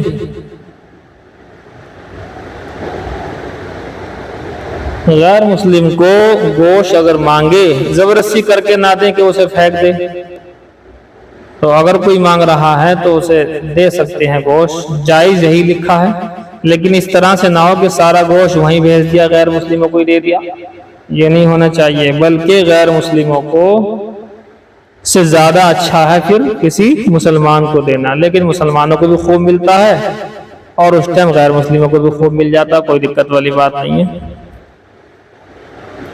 دیکھو فتوے کے اندر بھی یہی لکھا ہوا ہے کہ جانور کو محض تفاخر کی غرض سے فخر کرنے کے لیے گھنٹی والا ہار پہنانا جائز نہیں ہے۔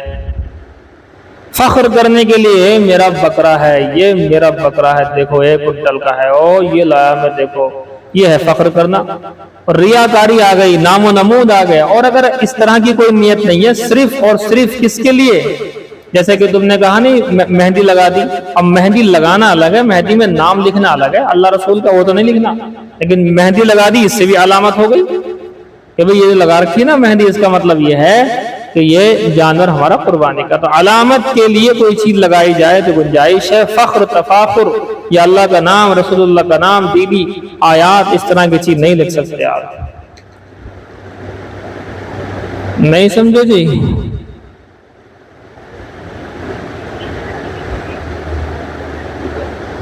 چاند تارے میں تو خیر کوئی دقت نہ ہے اتنی بڑی، چاند تارے میں تو کوئی دقت نہ ہے اتنی بڑی، لیکن یہ ہے کہ اللہ کا نام، رسول اللہ کا نام، اس میں دقت ہے۔ چاند تارے میں تو کوئی مسئلہ نہ ہے، یہ تو علامت کے طور پر، سیدھا سیدھا یہ قربانی کا بکرا ہے، بات ختم، چکر میں پڑنے کی ضرورت ہی نہیں ہے، ہندی میں لکھ دو۔ باقی فخر کے طور پر کرتے ہیں تو ناجائز، اور صرف علامت کے طور پر اس طرح کے الفاظ لکھ دیتے ہیں تو ٹھیک ہے، گنجائش۔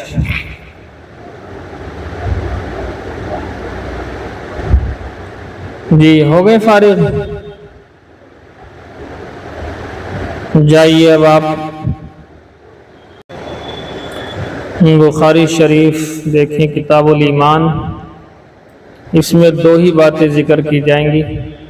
امام بخاری رحمۃ اللہ علیہ ایمان کو مرکب ثابت کرنے میں لگے رہیں گے، اور ہم ان کا جواب دینے میں لگے رہیں گے کہ اصل ایمان بسیط ہے، وہ تصدیق قلبی کا نام ہے، اور باقی افعال، اعمال، اقرار باللسان، وہ تمام اعمال، یہ تمام کی تمام چیزیں یہ تکمیل ایمان کے لیے ہے، کمال ایمان کے لیے ہے، نفس ایمان کے لیے نہیں ہے۔ دیکھیں وَبِهِ قَالَ حَدَّثْنَا، بابن لکھا ہوا ہوگا اوپر، بابن کا مطلب جیسے کہ اوپر باب آیا تھا اسی سے جڑا ہوا، کل فصل السابق، جیسے پہلا تھا ایسے ہی۔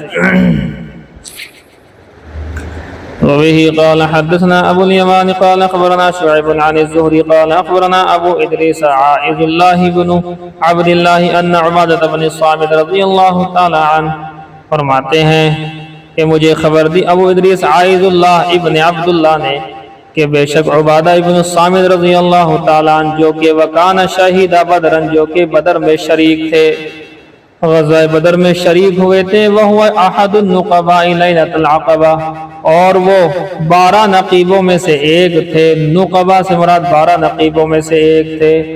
لیلۃ العقبہ، بیعت عقبہ کی رات۔ یہ بیعت عقبہ کیا چیز ہے؟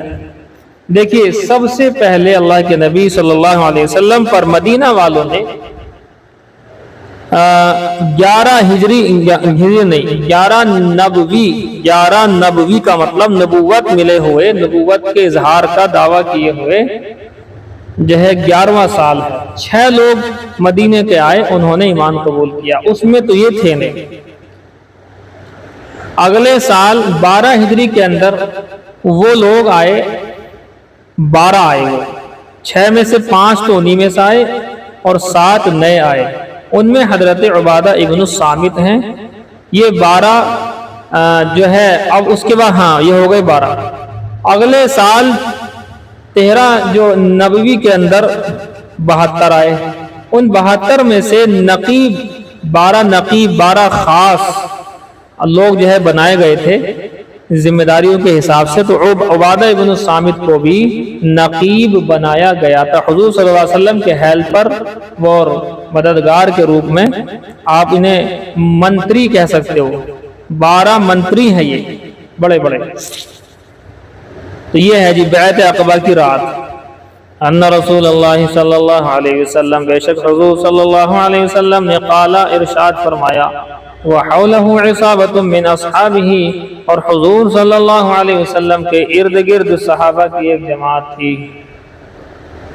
بایعونی، حضور نے فرمایا میرے ہاتھ پر بیعت کرو، علی، اس بات پر بیعت کرو کہ اللہ تشرکوا باللہ شیئا، کہ تم اللہ کے ساتھ کسی کو شریک نہ ٹھہراؤ گے، ولا تسرقوا، اور تم چوری نہ کرو گے، ولا تزنوا، ولا سریقہ یسرق، ولا تسرقوا ہونا چاہیے، ولا تسرقوا، تم چوری نہ کرو گے، ولا تزنوا، زنا نہ کرو گے، ولا تقتلوا اولادکم، اپنی اولاد کو قتل نہ کرو گے، ولا تاتوا ببہتان، بہتان نہیں لاؤ گے، بہتان نہیں تراشو گے، تفترونہ بین ایدیکم وارجلکم، جس کو تم اپنے ہاتھ اور پیروں کے درمیان میں تم اسے گھڑ لیتے ہو، ولا تعصوا فی امر فی معروف، اور کسی نیکی میں نافرمانی نہ کرو گے، فمن وفا منکم، جس شخص نے تم میں سے وفاداری سے کام لے لیا، وفاداری یہ ہے کہ نہ تو شرک کیا، نہ چوری، نہ زنا، نہ قتل، نہ بہتان، نہ معاصی، کوئی گناہ نہیں کیا، سب کچھ صحیح چلا،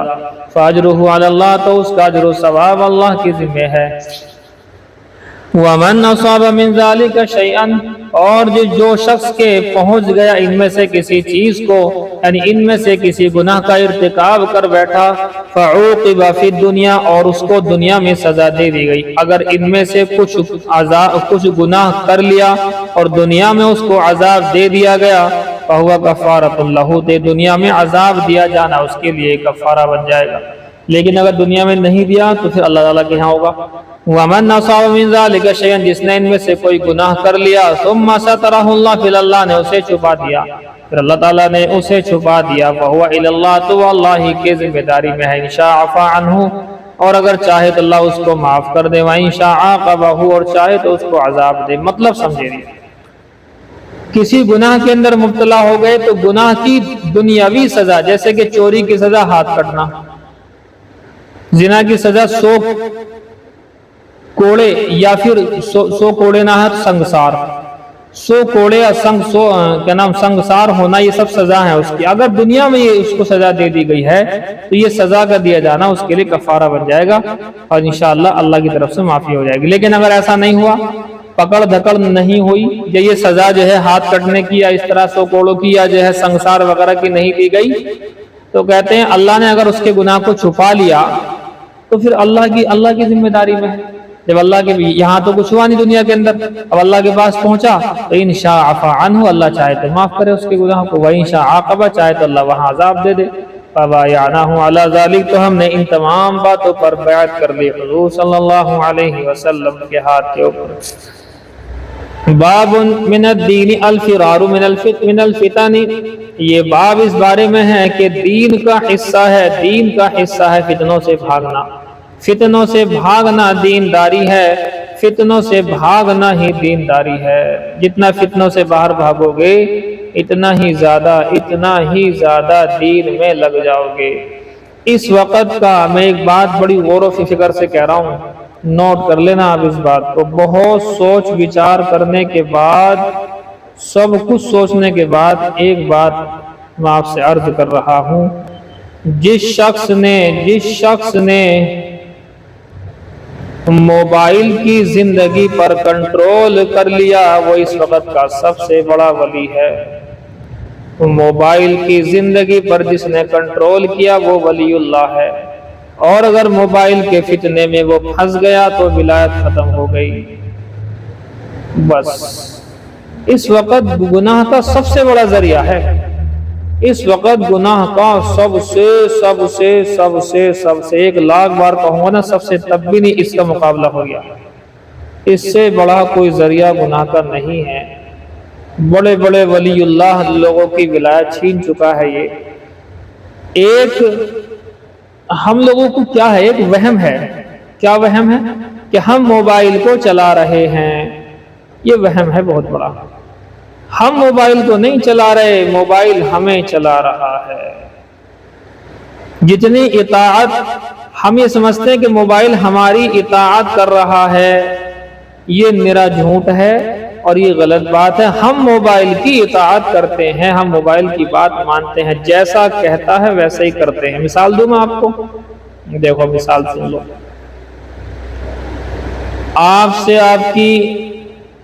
آپ کی امی نے کہا کام کر دو فلاں، آپ انکار کر سکتے ہیں، اور بھی کئی سارے بھائی نے کہا اس کا بھی انکار کر دیا، نہیں کیا کہا۔ مدرسے والے نے کہا کام کرنا ہے، کاپی لکھنی، یاد کرنا، نہیں کیا۔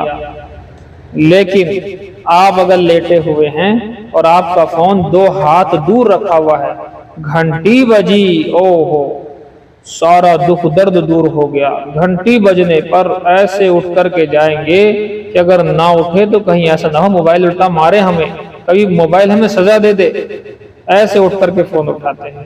تو ہم اطاعت کس کی کر رہے ہیں؟ موبائل نے کہا چل اٹھ کے آ، فوراً چل جلدی، میں بج رہا ہوں، دیکھتا نہیں بج رہا ہوں میں، فوراً اٹھ کر کے، اور یہ جائے گا اٹھانے کے لیے۔ اب آئیے نمبر 2، جب موبائل ڈون ہوتا ہے، آپ کے پاس موبائل رکھا ہوا ہے، موبائل ڈون ہو گیا تو آپ کا موبائل آپ سے گویا کہ یوں کہتا ہے چل اٹھ، اور اٹھ کر کے وہاں لگا، اور تم جاتے ہو۔ ماں باپ کی اطاعت نہیں، قرآن و حدیث کی اطاعت نہیں، نماز کی اطاعت نہیں، لیکن موبائل کی اطاعت اتنی ہے کہ اس کو لگانے کے لیے جاؤ گے۔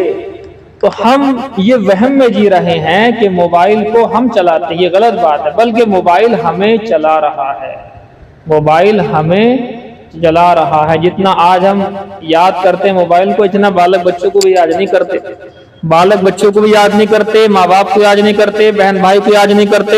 رات کے ٹائم اگر آنکھ کھل گئی، نہ ماں کو دیکھیں گے، نہ بہن کو دیکھیں گے، نہ بیوی کو دیکھیں گے، نہ بچوں کو دیکھیں گے، کوئی کسی کو نہیں دیکھتا سوائے موبائل کے، ایسے ہاتھ سے ڈھونڈتے ہیں موبائل کو جیسے پتہ نہیں کیا چیز تھی گم ہو گئی، اور اگر نہ ملے تو رول مچا دیتے ہیں، میرا موبائل کہاں گیا، رات کے 1 بجے رول مچ رہی، موبائل کہاں گیا میرا، ارے بھائی موبائل ہی تو ہے، کوئی بڑی چیز تھوڑی ہے۔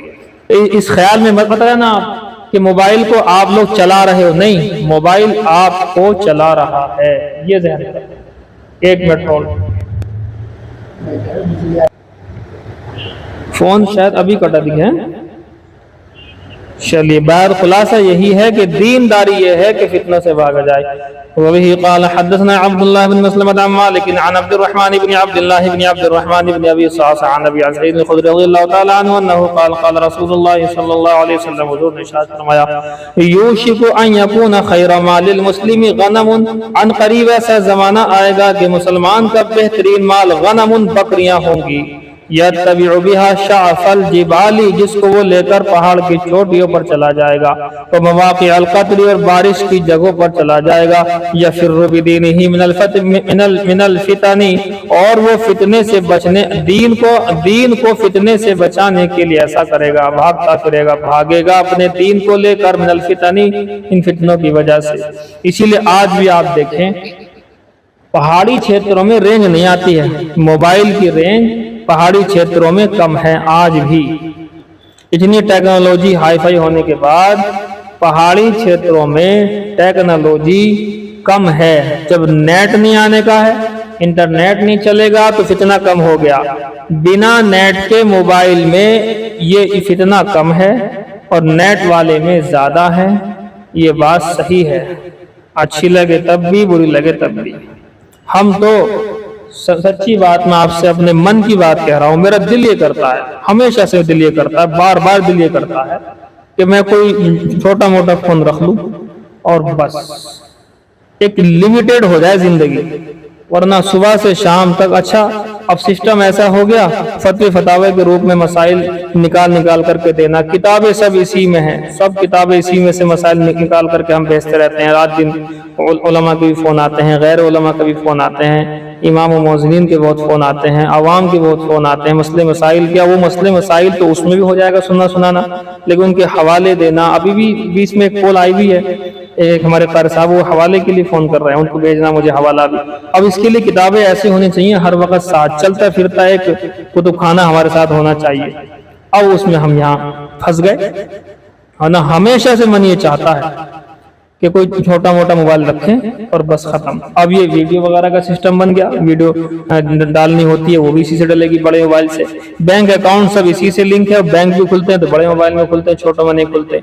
ہم نے ہر طرح کوشش کی، میں ایک چھوٹا والا موبائل بھی لے کے آیا، پیچھے بھی چند مہینے پہلی بات ہے، میں لایا ہوں چھوٹا موبائل، مجھے غصہ آیا بہت کہ میں جو ہے اس سے تھوڑا دور ہونا چاہتا ہوں، اور وہ لایا ہوں 1000 روپے کا نیو بالکل، اور لانے کے بعد جب اسے رکھا تو کبھی اکاؤنٹ کی ضرورت پڑ رہی تھی، پیسے آئے نہیں آئے یہ دیکھو، کبھی کچھ ضرورت پڑ رہی تھی مسئلے مسائل میں کہ جی حوالہ بھیجو تو اتنی کتاب ہمارے پاس ہے نہیں، موبائل میں سب کتابیں تھیں، تھک ہار کے پھر سے اس کو میں نے کسی اور کو دے دیا ہو، اور پھر یہی بڑا موبائل پھر سے ہاتھ میں لے لیا، چاہ کر کے بھی نہیں چھوڑ پا رہا ہوں میں، چاہ کر کے بھی۔ اگر آپ بنا بڑے موبائل کے رہ سکتے ہیں تو آپ یہ ارادہ کر لو کہ بنا بڑا موبائل کے رہیں گے، اگر رہ سکتے ہو تو رہیں گے، ورنہ ایک وقت ایسے آئے گا کہ آپ چاہو گے بلکہ رو گے، آپ اللہ تعالیٰ سے دعا مانگو گے، ہم مانگتے ہیں دعا، اب آپ کو کس طریقے سے بولے باتیں، ہم دعا مانگتے ہیں، لیکن سب کچھ کرنے کے بعد بھی موبائل ہمارے ہاتھوں سے نہیں چھوٹ رہا ہے،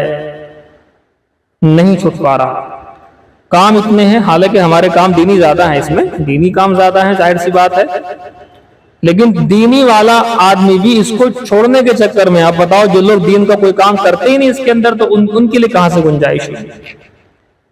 بس دل یہی چاہتا ہے، لیکن میں کس طریقے بھی اس کام کو پورا نہیں کر۔ اس سے پچھلے سال میں نے اس کی کوشش کی تھی، ایک فون اور لیا تھا میں نے، وہ تھوڑا سا سیکنڈ ہینڈ لیا تھا چھوٹا، تب بھی نہیں بن پائی بات، اس نے سم ڈالا، پھر وہی دقتیں الجھنیں، بینک اکاؤنٹ کی، فون پے چلتا ہے اس میں، پے ٹی ایم چلتا ہے اس میں، اور آپ کے مسئلے مسائل کی بکس وغیرہ اس میں فتاوی نکالنا، پھر انٹرنیٹ سے جو ہے ہمارے دارالعلوم دیوبند کے فتاوی نکالنا، وہ سب اس قدر کام ہے اس کے اوپر کہ بالکل پھنس چکے ہیں، چاہ کر کے بھی اس سے باہر نہیں نکل پا رہے۔ تو اللہ کرے آپ اگر اس کے بغیر ہو تو اس کے بغیر رہو، میں صاف کہہ رہا ہوں، اس کو اپنے اوپر حاوی نہ ہونے دینا، نہ ہونے دینا۔ یوشک ان یکون خیر مال المسلم غنم یتبع بها شعف الجبال، کہ قریب ہے ایسا زمانہ آئے گا کہ بہترین مال مسلمان کا بکریاں ہو جائیں گی جس کو وہ لے کر پہاڑوں کی چوٹیوں پر چلا جائے اور بارش کی جگہوں پر چلا جائے، یا پھر بدینی وہاں پر جو ہے رہے گا اور دودھ پیتا رہے گا۔ دودھ کے اندر دونوں چیزیں ہوتی تھی، دودھ میں پیاس اور کھانا، یعنی بھوک بھی مٹے گی اور پیاس بھی مٹے گی، دودھ کی صفت یہ ہے۔ اسی لیے اگر وہ بکری لے کر گیا ہے تو آپ کے ذہن میں یہ نہیں آنا چاہیے کہ کھانا کہاں سے کھائے گا، اس میں کھانا پانی دونوں ہوتا ہے۔ دو چیزیں تو ہیں ایسی ہے، ایک تو دودھ ہے، اس کے اندر کھانا پانی ایک ساتھ ہوتا ہے اللہ کی طرف سے، ایک زمزم کا پانی، زمزم کے پانی میں اگر کھانے میں آپ کو بھوک لگ رہی ہے تو آپ کی بھوک مٹ جائے گی، اور پیاس لگ رہی ہے تو آپ کی پیاس مٹ جائے گی۔ یہ ہے۔ چلیے، باب قول النبی صلی اللہ علیہ وسلم، یہ باب ہے حضور صلی اللہ علیہ وسلم کے قول کے بارے میں، انا اعلمکم باللہ، میں تم سے زیادہ اللہ کو جاننے والا ہوں، وان المعرفۃ فعل القلب لقول اللہ تعالی، معرفت تو دل کا فعل ہے اللہ تعالیٰ کے قول کی وجہ سے، ولکن یؤاخذکم بما کسبت قلوبکم، لیکن اللہ تعالیٰ مواخذہ فرمائے گا، پکڑ فرمائے گا اس پر جو تمہارے دلوں نے کیا۔ دیکھیے، وبه قال حدثنا محمد بن سلام قال خبرنا عبدة عن هشام عن ابي عن عائشة رضی اللہ تعالی عنہا، عائشہ فرماتی ہیں كان رسول اللہ صلی اللہ علیہ وسلم اذا امرهم من الاعمال ما يطيقون، کہ اللہ کے نبی صلی اللہ علیہ وسلم جب حکم دیتے صحابہ کرام کو تو ان اعمال کا حکم دیتے جن کی وہ طاقت رکھتے تھے۔ قالوا، صحابہ یوں کہتے تھے، انا لسنا كهيئتك یا رسول اللہ، کہ بے شک ہم آپ کے جیسے نہیں ہیں اے اللہ کے رسول، ان اللہ قد غفر لك ما تقدم من ذنبك وما تاخر، بے شک اللہ پاک نے آپ کے اگلے پچھلے گناہوں کو معاف کر دیا۔ اگلے پچھلے گناہوں کو معاف کیے جانے سے مراد یہ ہے کہ اللہ کے نبی صلی اللہ علیہ وسلم سے کوئی گناہ نہیں ہوگا۔ فیغضب، پس آپ صلی اللہ علیہ وسلم اس بات سے غصہ ہو جایا کرتے، حتی یعرف الغضب فی وجہہ، ثم یقول، پھر آپ صلی اللہ علیہ وسلم کے چہرے پر غصے کے آثار پہچان لیے جایا کرتے تھے، محسوس ہو جایا کرتے تھے۔ پھر آپ جو فرماتے، ان اتقاکم واعلمکم باللہ انا، بے شک تم سب میں سب سے زیادہ متقی، سب سے زیادہ اللہ کا علم رکھنے والا میں ہی تو ہوں۔ کیا مطلب ہے جس کا؟ اس کے پیچھے ایک واقعہ ہے چھوٹا سا، یہ آپ کتاب النکاح میں بھی ہے، اور کتاب النکاح والی روایت کا یہاں تو الگ انداز میں آئی ہے، وہاں الگ انداز میں آئی ہے۔ بات یہ تھی کہ 3 صحابی اللہ کے نبی صلی اللہ علیہ وسلم کے گھر حضرت عائشہ کے پاس چلے گئے کہ اماں یہ بتائیے کہ حضور صلی اللہ علیہ وسلم کے عمل کیا ہے۔ تو اماں عائشہ نے بتایا کہ یہ ایسے ایسے نماز روزہ وہی سب کچھ ہوتا ہے جو نارمل عمل بتائے۔ تو نارمل عمل سننے کے بعد میں ان کے ذہن میں تھے کہ حضور کے عمل تو بہت زیادہ ہائی فائی ہوں گے، بہت زیادہ ہائی فائی، لیکن انہوں نے کہا جی اینا نحن من النبی صلی اللہ علیہ وسلم، کہاں ہم اور کہاں حضور، کہ اللہ نے ان کے اگلے پچھلے گناہ معاف کر رکھے، جتنا بھی حضور کر رہے ہیں یہی بہت ہے، لیکن ہمارے تھوڑی معاف کر رکھے اگلے پچھلے گناہ، تو لہذا ہمیں تو اور زیادہ کرنا چاہیے۔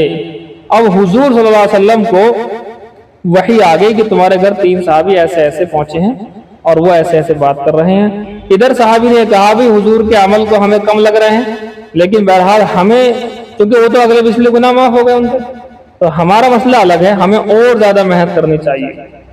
تب ایک نے یہ کہا کہ زندگی بھر روزہ رکھوں گا، ایک نے یہ کہا کہ زندگی بھر رات کو جاگ کر کے عبادت کروں گا، ایک نے یہ کہا کہ زندگی بھر شادی نہیں کروں گا، دور رہوں گا۔ تو یہ جب باتیں وہاں وحی کے ذریعے پہنچی، حضور صلی اللہ علیہ وسلم تشریف لائے، کہا کہ بھی تم کیا کہہ رہے ہو، کہ میں نے یہ کہا، اس نے یہ کہا، اس نے یہ کہا۔ تب حضور نے فرمایا، غصہ ہو گیا، فرمایا کہ ایسا ہے کہ میں تم میں سب سے زیادہ متقی ہوں، سب سے زیادہ اللہ کا علم رکھنے والا ہوں، اس کے باوجود بھی میں روزہ رکھتا بھی ہوں، نہیں بھی رکھتا ہوں، یعنی نفلی روزہ کبھی رکھتا ہوں کبھی نہیں رکھتا ہوں، اور میں نفلی عبادتیں رات کی کبھی کرتا ہوں کبھی نہیں، رات میں سوتا بھی ہوں جاگتا بھی ہوں، شادیاں بھی کرتا ہوں، یہ سارے کام میں کرتا ہوں، اور جو یہی میری سنت ہے، اور میری سنت سے جو اعراض کرے گا وہ ہم میں سے نہیں۔ آپ نے یہاں پر یہ کہا، تو یہ وہ اس روایت کا ایک مضمون یہاں پر آیا ہے، اصل روایت وہاں آئے گی۔ تو حضور صلی اللہ علیہ وسلم نے ان کو ہلکے حکم کا، ہلکے اعمال کا حکم دیا. انہیں ہلکے لگے، کہنے لگے یا رسول اللہ ہم آپ کی طرح تو نہیں ہیں، آپ کے اگلے پچھلے گناہ معاف، سارے معاف ہیں، آپ کریں نہ کریں کوئی دقت، لیکن ہمیں تو اور زیادہ کرنا چاہیے، آپ ہمیں ہلکے دے رہے ہیں. یہ مطلب تھا. حضور کو غصہ آیا کہ میں سب سے زیادہ متقی، سب سے زیادہ اللہ کا علم رکھنے والا ہوں، اس کے باوجود میں خود یہ عمل کرتا ہوں، تو تم کیوں نہیں کرو گے؟ لہٰذا جو میرے طور و طریقے سے ہٹے وہ ہم میں سے نہیں. بتائیے، جھگڑا اس بات میں ہے کہ صحابہ زیادہ عمل کرنے کے لیے کہہ رہے تھے کہ ہم تو زیادہ کریں گے عمل، اور حضور انہیں روک رہے تھے کہ نہیں، اتنے زیادہ نہیں کرنے، لمیٹیڈ کرنے ہیں. اب سوچیں آپ بات، ہمارا جھگڑا کیا ہے کہ لوگ عمل ہی نہیں کر رہے. ہم انہیں یوں کہہ رہے ہیں کہ جو موٹے موٹے عمل ہیں وہ تو کم سے کم کر ہی لو. نماز موٹا عمل ہے، روزہ موٹا عمل ہے، حج موٹا عمل ہے، زکوٰۃ موٹا عمل ہے، اچھے برے اخلاق کو جو ہے دیکھنا، جو ہے اچھے اخلاق بنانا، برے اخلاق کو ختم کرنا، یہ موٹا موٹا عمل ہے. گالی گلوچ نہ دینا، یہ موٹا موٹا عمل ہے. ایک دوسرے کو غیبت چغلخوری نہ کرنا، یہ موٹے موٹے عمل ہے. ہم یہ کہہ رہے ہیں صرف یہ موٹے موٹے عمل کر لو، یعنی زیادہ مت کرو. لیکن کوئی کرنے کو تیار نہیں. یہاں الٹا ہے، صحابہ زیادہ کر رہے تھے تو حضور صلی اللہ علیہ وسلم ان کے زیادہ کرنے سے روٹھ رہے تھے کہ اتنا زیادہ مت کرو، کم کرو انہیں، اس لیے کہ میں بھی تو نہیں کر رہا اتنے، اور سب سے زیادہ متقی پرہیزگار میں ہوں تم میں، لہذا جو میں کر رہا ہوں لمیٹیڈ عمل اسی طرح تم بھی کرو. یہ بات سمجھ میں آئی؟ یہ والی حدیث سمجھ میں آئی؟ ہاں ہیں گے یا نہیں؟ دیکھیے بہرحال آگے اور دیکھ لیں. باب من کر یہاں یعود فی الکفر کما یکرہ ان یلقى فی النار من الایمان. یہ باب اس بارے میں ہے کہ جو ناپسند کرے اس بات کو کہ وہ لوٹے کفر کی جانب، جیسا کہ وہ ناپسند کرتا ہے اس بات کو کہ ڈالا جائے اس کو جہنم میں، آگ میں ڈالا جائے. یہ ایمان کا حصہ ہے. یعنی یہ سوچ رکھنا کہ میرا کفر کی طرف لوٹ جانا یہ اس سے بھی زیادہ برا ہے کہ مجھے آگ میں ڈال دیا جائے، یعنی مجھے کافر نہیں بننا. یہ والی بات، سوچ وچار، یہ ایمان کا حصہ ہے. من الایمان، یہ ایمان کا حصہ ہے. کیوں کہہ لو کفر سے انتہائی نفرت یہ ایمانی عمل ہے. وبه قال حدثنا سليمان بن حرب قال حدثنا شعبة عن قتادة عن انس عن النبي صلی اللہ علیہ وسلم قال. حضرت انس سے روایت ہے حضور صلی اللہ علیہ وسلم نے ارشاد فرمایا ثلاث من کن فی وجد حلاوۃ الایمان. تین چیزیں وہ ہیں کہ جس کے اندر ہو، وہ یہ شاید روایت ہم نے کہیں پڑھائی بھی آپ کو. تین چیزیں وہ ہیں کہ جس کے اندر ایمان کی حلاوت، جس کے اندر ہوں گی وہ ایمان کی حلاوت، ایمان کی مٹھاس کو پالے گا. من کان اللہ ورسولہ احب الیہ ما سواہما. ایک وہ شخص ہے کہ جس کو اللہ اس کے رسول زیادہ محبوب ہو جائیں دونوں کے علاوہ تمام مخلوقات سے. ومن احب عبدا لا يحبه الا للہ. اور جس شخص کسی سے جائز محبت کرے وہ اللہ ہی کے لیے محبت رکھے. بھائی کو بہن سے، بہن کو بھائی سے، ماں کو بیٹی سے، بیٹی کو ماں سے، باپ کو بیٹی سے، بیٹی کو باپ سے محبت ہوا کرتی ہے. شوہر کو بیوی سے، بیوی کو شوہر سے محبت ہوا کرتی ہے. یہ جائز محبتیں ہونی چاہیے لیکن اللہ ہی کے لیے ہونی چاہیے. وَمَن يَكْرَهُ أَن يَعُودَ فِي الْكُفْرِ. اور جو شخص کے ناپسند کرے، یہ ہے باب سے مطابقت، جو شخص یعنی تیسرا وہ شخص ہے کہ جو ناپسند کرتا ہو اس بات کو کہ وہ لوٹے کفر کی جانب. بعد اذ انقذہ اللہ، بعد اس کے کہ اللہ نے اسے بچا لیا ہے کفر سے. کما یکرہ ان یلقى فی النار، اسی طریقے سے ناپسند کرتا ہے جیسا کہ وہ ناپسند کرتا ہے آگ میں ڈالے جانے کو. آگ میں ڈالا جانا جتنا ناپسند ہے اتنا ناپسند ہونا چاہیے اس کے لیے کیا؟ کفر کی طرف لوٹ جانا. تو یہ ایمان کا حصہ ہے. باب تفاضل اہل الایمان فی الاعمال.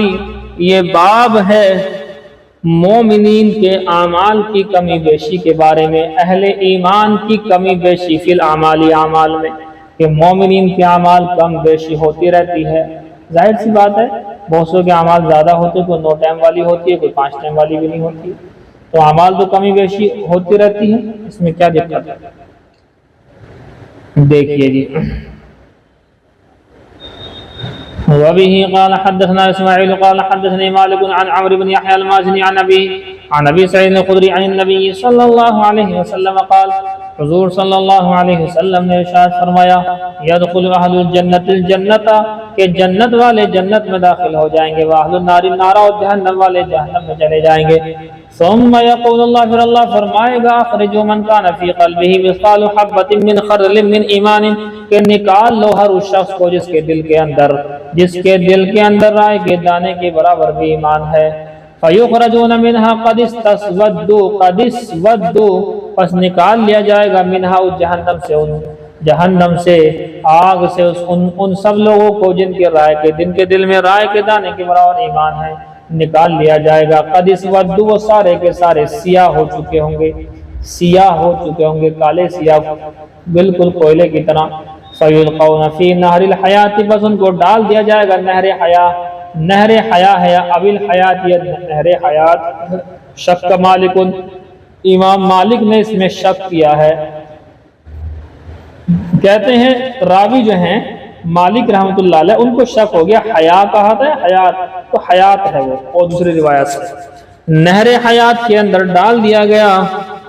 اب نہر حیات میں جب ڈلا تو جب یہ باہر نکلے گا تو بالکل بہترین طریقے سے نکلے گا، ساری سیاہی کوئلے والی ہٹ چکی ہوگی، سارا جسم اچھے طریقے سے بن چکا ہوگا، خوبصورت جسم ہوگا اس وقت وہاں۔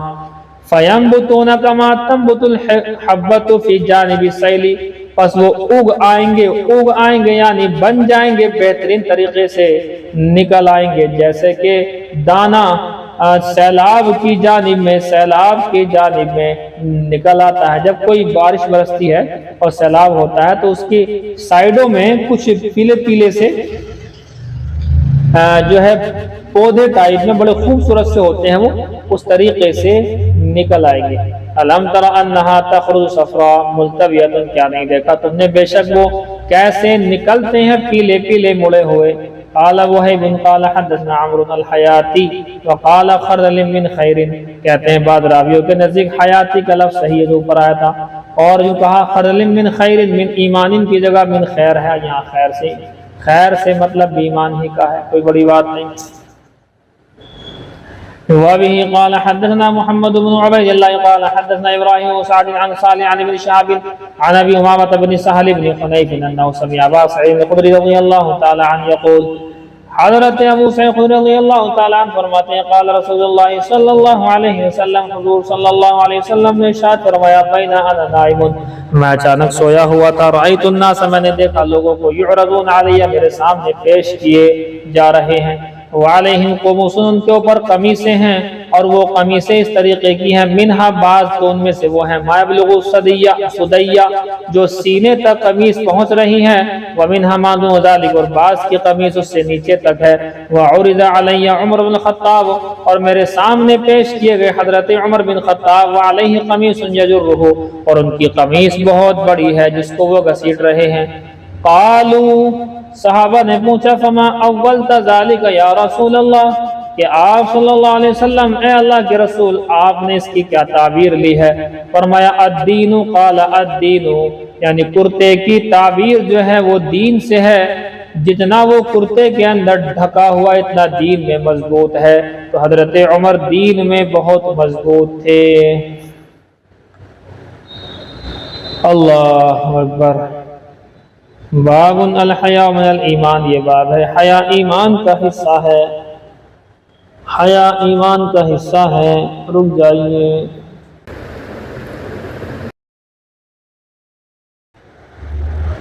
اعوذ باللہ من الشیطان الرجیم، بسم اللہ الرحمن الرحیم۔ فأزلهما الشیطان ابلیس واذهبهما فی قراءة فأزالهما نحاهما عنها عن الجنة بأن قال لهما هل أدلكما على شجرة الخلد وقاسمهما بالله إنه لهما لمن الناصحين۔ دیکھیں بات یہ ہو رہی ہے کہ حضرت آدم علیہ السلام کو اللہ پاک نے وجود بخشا، کیسے بنایا؟ مٹی سے بنایا، جگہ جگہ کی مٹی اٹھا کر کے مٹی کو گوندا گیا، پھر اس میں خمیر اٹھنے لگا، اس سے حضرت آدم صلی اللہ علیہ وسلم کا وہ پتلا بنایا گیا، اللہ نے اس میں روح پھونکی، تمام فرشتوں کو ان کی طرف رخ کر کے سجدہ کرنے کا حکم دیا اپنے لیے، اگر وہ والے معنی لیتے ہیں تو سجدہ عبادت کا تھا، تو اللہ کے لیے تھا، رخ حضرت آدم، جیسے کہ ہمارا قبلہ ہے کعبہ، ایسے ہی حضرت آدم بن گئے قبلہ، لیکن اللہ کو سجدہ، یہ زیادہ بہتر ہے انداز۔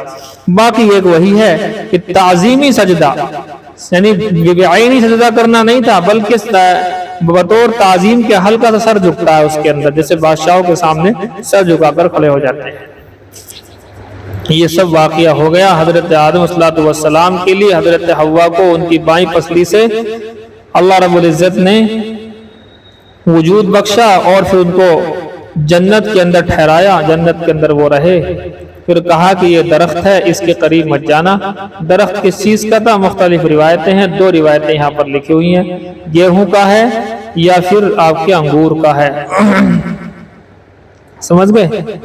دیکھو گیہوں، انگور، آپ نے سنا ہوگا گیہوں کا ذکر ملتا ہے بہت زیادہ، اور گیہوں کا ذکر اتنا ملتا ہے کہ اگر آپ گیہوں کے خلاف بیان کرنے پر آ جاؤ کہ بھئی یہ گیہوں والا چھوڑو، اور بھی تو ہیں قول، سارے ہی قول ضعیف ہیں، کوئی مضبوط تو ہے نہیں ان میں، تو سارے ہی جب ضعیف ہیں تو پھر یہی کیا بات ہے کہ گیہوں ہی ہوگا؟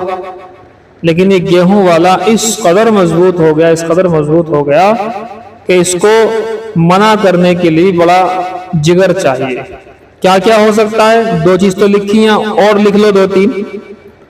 ایک تو ہو سکتا ہے گیہوں، دوسرا ہو سکتا ہے انگور، تیسرا ہو سکتا ہے کھجور، چوتھا ہو سکتا ہے کافور، پانچواں ہو سکتا ہے انجیر، چھٹا ہو سکتا ہے حنظل۔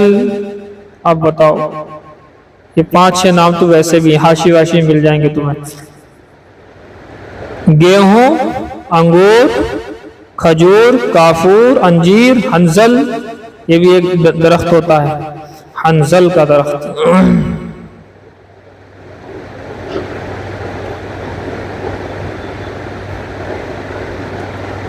نہیں سمجھ میں آئی جی؟ یہ بھی آپ تھوڑا لکھ لینا۔ تو اتنے سارے ہیں۔ اب سوچیں آپ، گیہوں والا اتنا رٹا ہوا ہے کہ گیہوں کے خلاف اگر آپ نے انگور کہہ دیا کہ انگور کا دانہ تھا، منع کر اللہ نے کھانے کے لیے، تو جتنی حیثیت انگور کے دانے کی اتنی حیثیت اس کی ہے۔ اب سمجھ میں ہی آتا درخت کا لفظ ہے، بھئی انگور کا تو ہوتا درخت، انگور کا بھی نہیں، انگور کی ہوتی بیل ہے نا، اور تمہارے کھجور کا تو ہوتا ہے درخت۔ اب آپ یہ دیکھیں گیہوں کا کہاں ہوتا درخت؟ گیہوں کا درخت تھوڑی کہتے ہیں اسے، وہ گیہوں کا پودا ہوتا ہے۔ وہ تو گیہوں کا جو پودا ہوتا ہے، بالی ہوتی ہے، درخت کہاں ہوتا ہے اس کا؟ درخت تو ایک عجیب لفظ ہے۔ بہرحال بات یہی ہے، یہ سب کچھ ہو گیا۔ فَأَزَلَّهُمَا الشَّيْطَانُ، تو شیطان نے ان دونوں کو بہکا دیا۔ ابلیس، شیطان سے مراد یہاں ابلیس ہے۔ شیطان تو بہت سارے ہیں نا، ابلیس سب سے بڑا شیطان ہے۔ اذهبهما، انہیں نکلوا دیا، اس نے ان دونوں کو وہاں سے ہٹوا دیا۔ وفی قرات، ایک قرات کے اندر فَأَزَلَّ کی جگہ فَأَزَالَهُمَا ہے، فَأَزَالَهُمَا، پس فَأَزَالَهُمَا، پس پھسلا دیا ان دونوں کو۔ نحا، صحیح پڑھایا، صحیح بتایا جس نے بتایا۔ چلو فرماتے ہیں فَأَزَالَهُمَا، پس فَأَزَالَ کے معنی ہے نحاهُمَا، یعنی ان دونوں کو اس جگہ سے ہٹا دیا۔ عنہا، اس سے کس سے ہٹایا؟ ای الجنت، جنت سے ہٹا دیا۔ بِأَنْ قَالَ لَهُمَا، اس طرح سے ہٹایا کہ اس شیطان نے ان دونوں سے کہا، اما حوا اور ابا سے کہا، هَلْ أَدُلُّكُمَا عَلَى شَجَرَةِ الْخُلْدِ، کیا میں تمہیں نہ بتاؤں، کیا تمہیں بتاؤں نہ اس درخت کے بارے میں جو ہمیشہ ہمیش کا درخت ہے؟ کیا مطلب ہے؟ دیکھو بات اصل میں یہ تھی کہ حضرت آدم سے جو غلطی ہوئی ہے وہ اللہ رب العزت کی محبت میں ہوئی ہے، یہ سمجھنے کی بات۔ کیا اب بتائیے، شیطان نے آ کر یوں کہا کہ یہ درخت جو ہے نا، یہ ایسا درخت ہے کہ اسے اگر آپ نے کھا لیا تو جنت کے اندر ہمیشہ ہمیشہ رہیں گے، اللہ کے پاس میں رہیں گے، اللہ کی محبت میں رہیں گے، اللہ کی نعمتوں میں رہیں گے، یہ ساری چیزیں بہکائیں، اور اگر تم نے اس درخت کو نہیں کھایا تو اللہ کا ارادہ تمہیں اپنے سے دور کرنے کا ہے۔ تو حضرت آدم کے دل میں محبت خدا جاگی، اللہ کی محبت جوش مارنے لگی کہ میں اللہ سے دور ہونا نہیں چاہتا، چاہے میں غلطی ہی کروں، اللہ نے منع کیا ہے لیکن میں اس درخت سے کھاؤں گا تاکہ میں اللہ کے پاس رہوں۔ حالانکہ یہ بات الٹی سمجھا دی گئی تھی ان کو، اس کا الٹا تھا، جب تک تم درخت نہیں کھاؤ گے تب تک تو اللہ کے قریب رہو گے، لیکن جب درخت کھا لو گے تو اللہ سے دور ہو جاؤ گے، یہ تھا اس کا۔ اس نے الٹا کر کے سمجھایا۔ تو اب بتائیے، کوئی الٹا کر کے ان کو جو ہے بتلایا گیا ہے، سمجھایا گیا ہے، تو یہ اس کو آپ خطا تو کہہ سکتے ہیں، گناہ نہیں کہہ سکتے۔ اس کو گناہ کا لفظ استعمال نہیں کر سکتے. اللہ کی محبت میں انہوں نے ایسا کیا اور اللہ کی محبت میں اتنے زیادہ وہ محو ہو گئے تھے, اتنے زیادہ گھس گئے تھے, اتنے زیادہ لین ہو گئے تھے اللہ کی محبت میں کہ انہیں یہ لگا کہ کہیں ایسا نہ ہو کہ میں نہ کھاؤں اور اللہ کی محبت اللہ مجھ سے دور ہو جائے. تو اللہ کی محبت کو پانے کے لیے انہوں نے یہ کھایا تھا. یہی تو کہا تھا اس نے, حل ادلکما, شیطان کہتا ہے کیا میں تمہیں بتا دوں ایسا درخت شجرۃ الخلد جس کی وجہ سے تم ہمیشہ ہمیشہ رہو گے, جنت کے اندر ہمیشہ ہمیشہ رہو گے, یعنی اللہ کے قریب رہو گے. وقاسمہما باللہ, اور دیکھو قسم بھی اس نے شیطان نے ان دونوں سے اللہ ہی کی کھائی تھی اور یوں کہا تھا انہ لہما, بے شک یہ جو ہے شیطان ان دونوں کے لیے لمن الناصحین, یقیناً نصیحت کرنے والوں میں خیر خواہی والوں میں سے ہے. اب قسم بھی اللہ کی کھا لی. اب دیکھیے اللہ کی قسم کھا کر کوئی بات کہے تو حضرت آدم کیا سمجھیں گے کہ بھی اللہ کے بارے میں کوئی ایسا بندہ نہیں ہو سکتا جو جھوٹ بولے. تو اللہ کی محبت میں اللہ کی قسم کو قبول کیا, اللہ کی محبت میں اس درخت سے کھایا, اللہ کی محبت میں ہی سب کچھ ہوا ہے. اور اللہ کی محبت میں ایسا کرنے کو گناہ نہیں کہا جاتا, خطا کہا جاتا ہے, بھول چوک کہی جاتی ہے. نبی سے بھول چوک ہو سکتی ہے لیکن گناہ نہیں ہو سکتا. انبیاء کرام معصوم ہیں. فَأَخْرَجَهُمَا, پس نکال دیا ان دونوں کو, مِمَّا كَانَ فِي, ان تمام نعمتوں میں سے جس جن نعمتوں میں وہ دونوں میاں بیوی تھے, مِنَ النَّعِيمِ, وہ نعمتیں, مما ما اسم موصولہ میں نے بتایا تھا, ما اسم موصول کے بعد اگر جملے میں بنا رہا ہو تو وہاں پر من بیان یعنی کے معنی میں ہوتا ہے. ان نعمتوں میں سے ان میں سے نکال دیا جس میں وہ تھے یعنی نعمتیں. وَقُلْنَا اهْبِطُوا, اور ہم نے کہا اهْبِطُوا إِلَى الْأَرْضِ, یعنی تم اتر جاؤ زمین کی طرف. اب اهْبِطُوا جمع کا صیغہ ہو گیا ہے, اس میں کون کون ہے دیکھ لو. ای انتما, یعنی تم دونوں اترو, بما اشتملتما, اور تم دونوں پر جو مشتمل ہے, من ذریتکما, تمہاری آل و اولاد, وہ سارے کے سارے نیچے اترو. بعضکم بعض, ذریت تمہاری بعض اولاد, لبعض بعض کے لیے, عدوٌ دشمن بن جائے گی. تمہاری آل و اولاد آپ اس میں ایک دوسرے کی دشمن بنی ہوگی. من ظلم بعضهم بعضا, بعض کے بعض پر ظلم کرنے کی وجہ سے. وَلَكُمْ فِي الْأَرْضِ, اور تمہارے لیے زمین کے اندر مستقر, موضع قرار, تمہارے لیے زمین کے اندر ٹھکانہ ہے, موضع قرار, رہنے کی جگہ موجود ہے. جاؤ ومتاع, اور فائدے کا سامان بھی ہے. ما تمتعون به من نباتها, وہ سامان جس سے تم فائدہ اٹھاؤ گے. دیکھو ما اسم موصول کے بعد من بیان آ گیا, یعنی اس کے پودے, ان کے پیڑ پودے, ان کی گھاس وغیرہ جو بھی تم کھاؤ پیو وہاں پر, الہین, ایک وقت مقررہ تک, وقت انقضاء آجالکم, تمہاری زندگی کے وقت کے ختم ہونے تک. جب موت آ جائے گی پھر واپس آؤ گے. فتلقى آدم من ربه, اب حضرت آدم, یہ واقعہ بہت بعد کا, وہ آ گئے یہاں, وہ ہندوستان کے جو ہے حصہ ہی تھا, وہ سرادیپ کے نام سے, ایڈم ویلی کہہ دیتے ہیں اسے. اور اما حوا جو اتری ہیں وہ عرب کے اندر اتری ہیں, جدہ کے نام سے جگہ ہے, جدہ ایئرپورٹ, جدہ کے معنی دادی کے آتے ہیں, تو وہ ایئرپورٹ ہے وہاں پر. تو جدہ والے ایریا میں یہ اتر گئی جا کر عرب میں, اور یہ ہندوستان میں اترے, اس لیے عرب اور ہندوستان کا خاص اور گہرا رشتہ ہے. دیکھیے جی, یہ ہو گیا. بولتے ہیں دیکھو جی کہاں گیا. واقعی یہ ہوا تھا کہ اب یہ روئے دھوئے یہاں پر اللہ سے معافی تلافی کرتے رہے. اینڈ یہ کہ صاحب ان کی دعا قبول ہوئی جب انہوں نے ربنا ظلمنا انفسنا, یہ دعا اللہ نے دی کہ اس دعا کے ذریعے سے معافی مانگو, تب جو ہے معاف کریں گے. اس دعا کو انہوں نے پڑھا اور معافی ہو گئی. فتلقى آدم من ربه کلمات الہمہ ایہا, فرماتے ہیں لے لیے, حاصل کر لیے حضرت آدم نے اپنے رب کی جانب سے چند کلمات. الہمہ, اللہ تعالیٰ نے ان کو الہام کیا تھا ان کلمات کا. ایہا, وفی قرات بنصب آدم, ایک قرات کے اندر ہے فتلقى آدم, آدم کے نصب کے ساتھ ہے. ورفع کلمات, اور من ربہ کلمات کے اندر کلمات ہے. اب ترجمہ ہوگا ایجات, یعنی حضرت آدم کے پاس چند کلمے آ گئے رب کے پاس سے. کون سے کلمے تھے وہ؟ وہیا, اور وہ دعا کلمے یہ تھی, ربنا ظلمنا انفسنا وان لم تغفر لنا وترحمنا لنکونن من الخاسرین. اے ہمارے رب, تو نے ہم نے اپنے جانوں پر ظلم کر لیا, اگر تو نے ہمیں معاف نہیں کیا, رحم نہیں کیا, تو ہم خاسرین اور ٹوٹے خسارے والوں میں سے ہو جائیں گے. الآیہ مکمل آیت ہے. फदआ बिहा, हजरत आदम ने इस दुआ के जरिए से दुआ मांगी, फताबा अलैहि, अल्लाह ने तौबा को कबूल कर लिया, क़बिला तौबता, तौबा को कबूल कर लिया। और क्यों ना करे अल्लाह तौबा कबूल, इसलिए कि अल्लाह इन्नहु हुवा तव्वाब, बेशक वही तो तौबा कबूल करने वाला है, अला इबादी, अपने बंदों की, रहीम बिहिम, रहम करने वाला है तमाम बंदों के ऊपर, उससे ज्यादा तौबा कबूल करने वाला, रहम करने वाला बल्कि कोई है ही नहीं रहम करने वाला सिवा अल्लाह के। क़ुलना हबितू मिन्हा, हमने कहा इहबितू मिन्हा, उतरो तुम मिन्हा, मिनल जन्नति, जन्नत से उतर जाओ, जमीअन, उतर जाओ सारे के सारे। कर्ररहु, यहाँ इसको डबल लाया गया, मुकर्रर लाए हैं अल्लाह ताला यहाँ पर, क्यों? लियुअतफ़ अलैहि, ताकि अगले जुमले का इसके ऊपर अत्फ़ हो सके। फ़इम्मा फ़ीही, कहते हैं फ़इम्मा असल में फ़इन मा था, फ़इन मा, फ़इन इन शर्तिया है और ये मा जायदा है, इसी को कह रहे हैं। अब ये नून का मीम में इदगाम हो करके फ़इम्मा हो गया, फ़ीही इदगाम नून इन शर्तिया। फरमाते हैं इस जुमले के, इस लफ्ज के अंदर नून शर्तिया, नून इन शर्तिया के नून का इदगाम है, इन शर्तिया के नून का इदगाम है, फी मल मजीदा, मा जायदा के अंदर। फ़इन मा, इन का इदगाम हो गया माँ के अंदर, तो फ़इम्मा हो गया।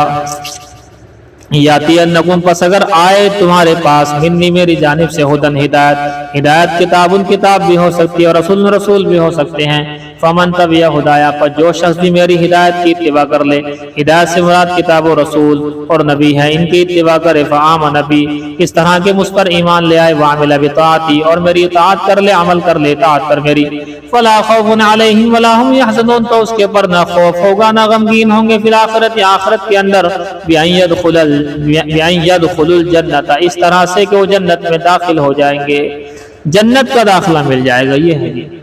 और रह गई दूसरी वाली पार्टी, अपोजिट पार्टी का बयान, वल्लज़ीना कफ़रू वकज़्ज़बू बिआयातिना कुतुबिना, और वो लोग जिन्होंने कुफ्र किया, अल्लाह का इनकार किया, वकज़्ज़बू बिआयातिना, और झुटला दिया हमारी आयतों को, आयात से मुराद कुतुबिना, हमारी किताबों को झुटला दिया, उलाइका अस्हाबुन नारी, वही जहन्नमी है, जहन्नम वाले हैं, आग वाले हैं, वही जहन्नमी, हम फिहा खालिदूना, यानी वो हमेशा हमेशा उसमें रहेंगे, माकिसून अबदन, माकिसून ठहरे रहेंगे, अबदन हमेशा हमेशा, ला यफ़नून वला यख़रुजून, ना फना होंगे ना खत्म होंगे, ना ही वहां से निकल करके बाहर आएंगे, ना बाहर वहां से आना होगा और ना ही वहां से जो है निकल सकेंगे, और ना खत्म होंगे। मौत भी तो नहीं आएगी वहां। मान लीजिए मौत अगर आ जाती तो मौत आने के बाद तो मसला हल हो सकता था, लेकिन मौत चूंकि आनी नहीं है इसलिए मौत नहीं आएगी, तो हमेशा हमेशा वहीं पर पड़े रहेंगे। तो काफिर की सजा हमेशा हमेश की जहन्नम है, और मोमिन की जजा यानी उसका बदला हमेशा हमेश की जन्नत है। वजह समझ लीजिए, बात खत्म। वजह यह है, ईमान वाला जब ईमान में होता है और नेक काम करता है, तो ईमान वाले की नीयत ये होती है कि मैं अगर 1 करोड़ साल भी रहा ना, जब तक भी जिंदा रहूंगा, जब तक भी अल्लाह मुझे होश में रखे, मैं ईमान पर रहूंगा, ये नियत होती है। तो हमेशा हमेश की नियत होती है ईमान पर रहने की। ये जो नियत है हमेशा हमेश की ईमान पर रहने की, इस नियत की वजह से अल्लाह ताला उसको हमेशा हमेश की जन्नत देगा। अब हमेशा हमेश इसकी ईमान पर रहने की नियत है या नहीं है, तो 60-70 साल इसका इम्तिहान होता है कि देखते हैं ये ईमान को छोड़ता है या नहीं छोड़ता है।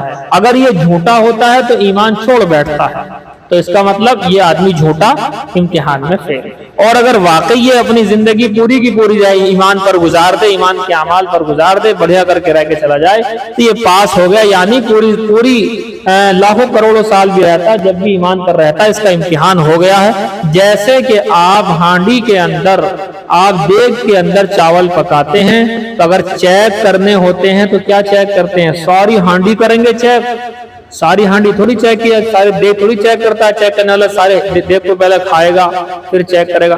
1-2 दाने उठाए, 1-2 दाने उठा करके मुंह में डाले, बस ये पहचान हो गई। जब ये वाले ठीक ठाक हैं, ये दाने ठीक ठाक हैं, پک چکے ہیں تو باقی بھی انشاءاللہ پک چکے ہوں گے، یہ پہچان ہوتی ہے۔